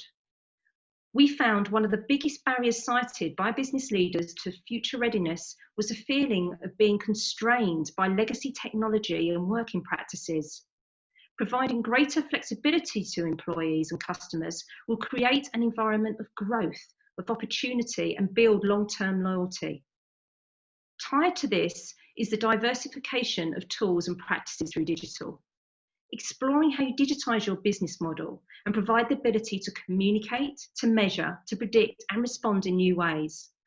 I encourage businesses to ask themselves, not only are they future ready, but are they 5G ready?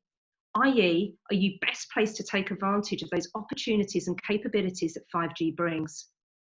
Focus on innovation. Optimize your digital experience to support both your employee and customer needs to build desire and increase value. And finally, show you care. There is a heightened awareness of ethical credentials, showing organisational empathy, care for employees, the community and the environment are increasingly viewed as critical to firms' competitiveness in a post-pandemic world by both employees and customers alike, with consumers being more aware and actively avoiding brands that do not align with their own personal ethics. The majority of firms report that initiatives around reducing environment impact and giving back to communities have become more important within their organisation as a result of the crisis. Additionally, skills that were considered less important in our first wave of the future of work have risen in terms of emotional intelligence and ethical reasoning. They're now seen in a different light and growing in importance. Firms will place a greater emphasis on fostering that empathetic and supportive culture following the pandemic. In particular, we believe that there'll be a greater focus on firms catering on the needs of the underprivileged and on the vulnerable customers. Corporate social responsibility, environmental sustainability, and work mobility have become more important to the success of firms' overarching business strategy as a result of the pandemic. The crisis has also brought a greater appreciation of the opportunity technology can enable. Remote working at scale has provided the ability to relocate employees to their skills where they're most needed, to respond rapidly to new opportunities, to collaborate at speed and share ideas. It's likely that this gig economy will continue to grow as organisations try to increase their access to the right talent by considering a more dispersed set of candidates. From the data we've seen, we believe that the majority of firms plan to change their structure within the next year.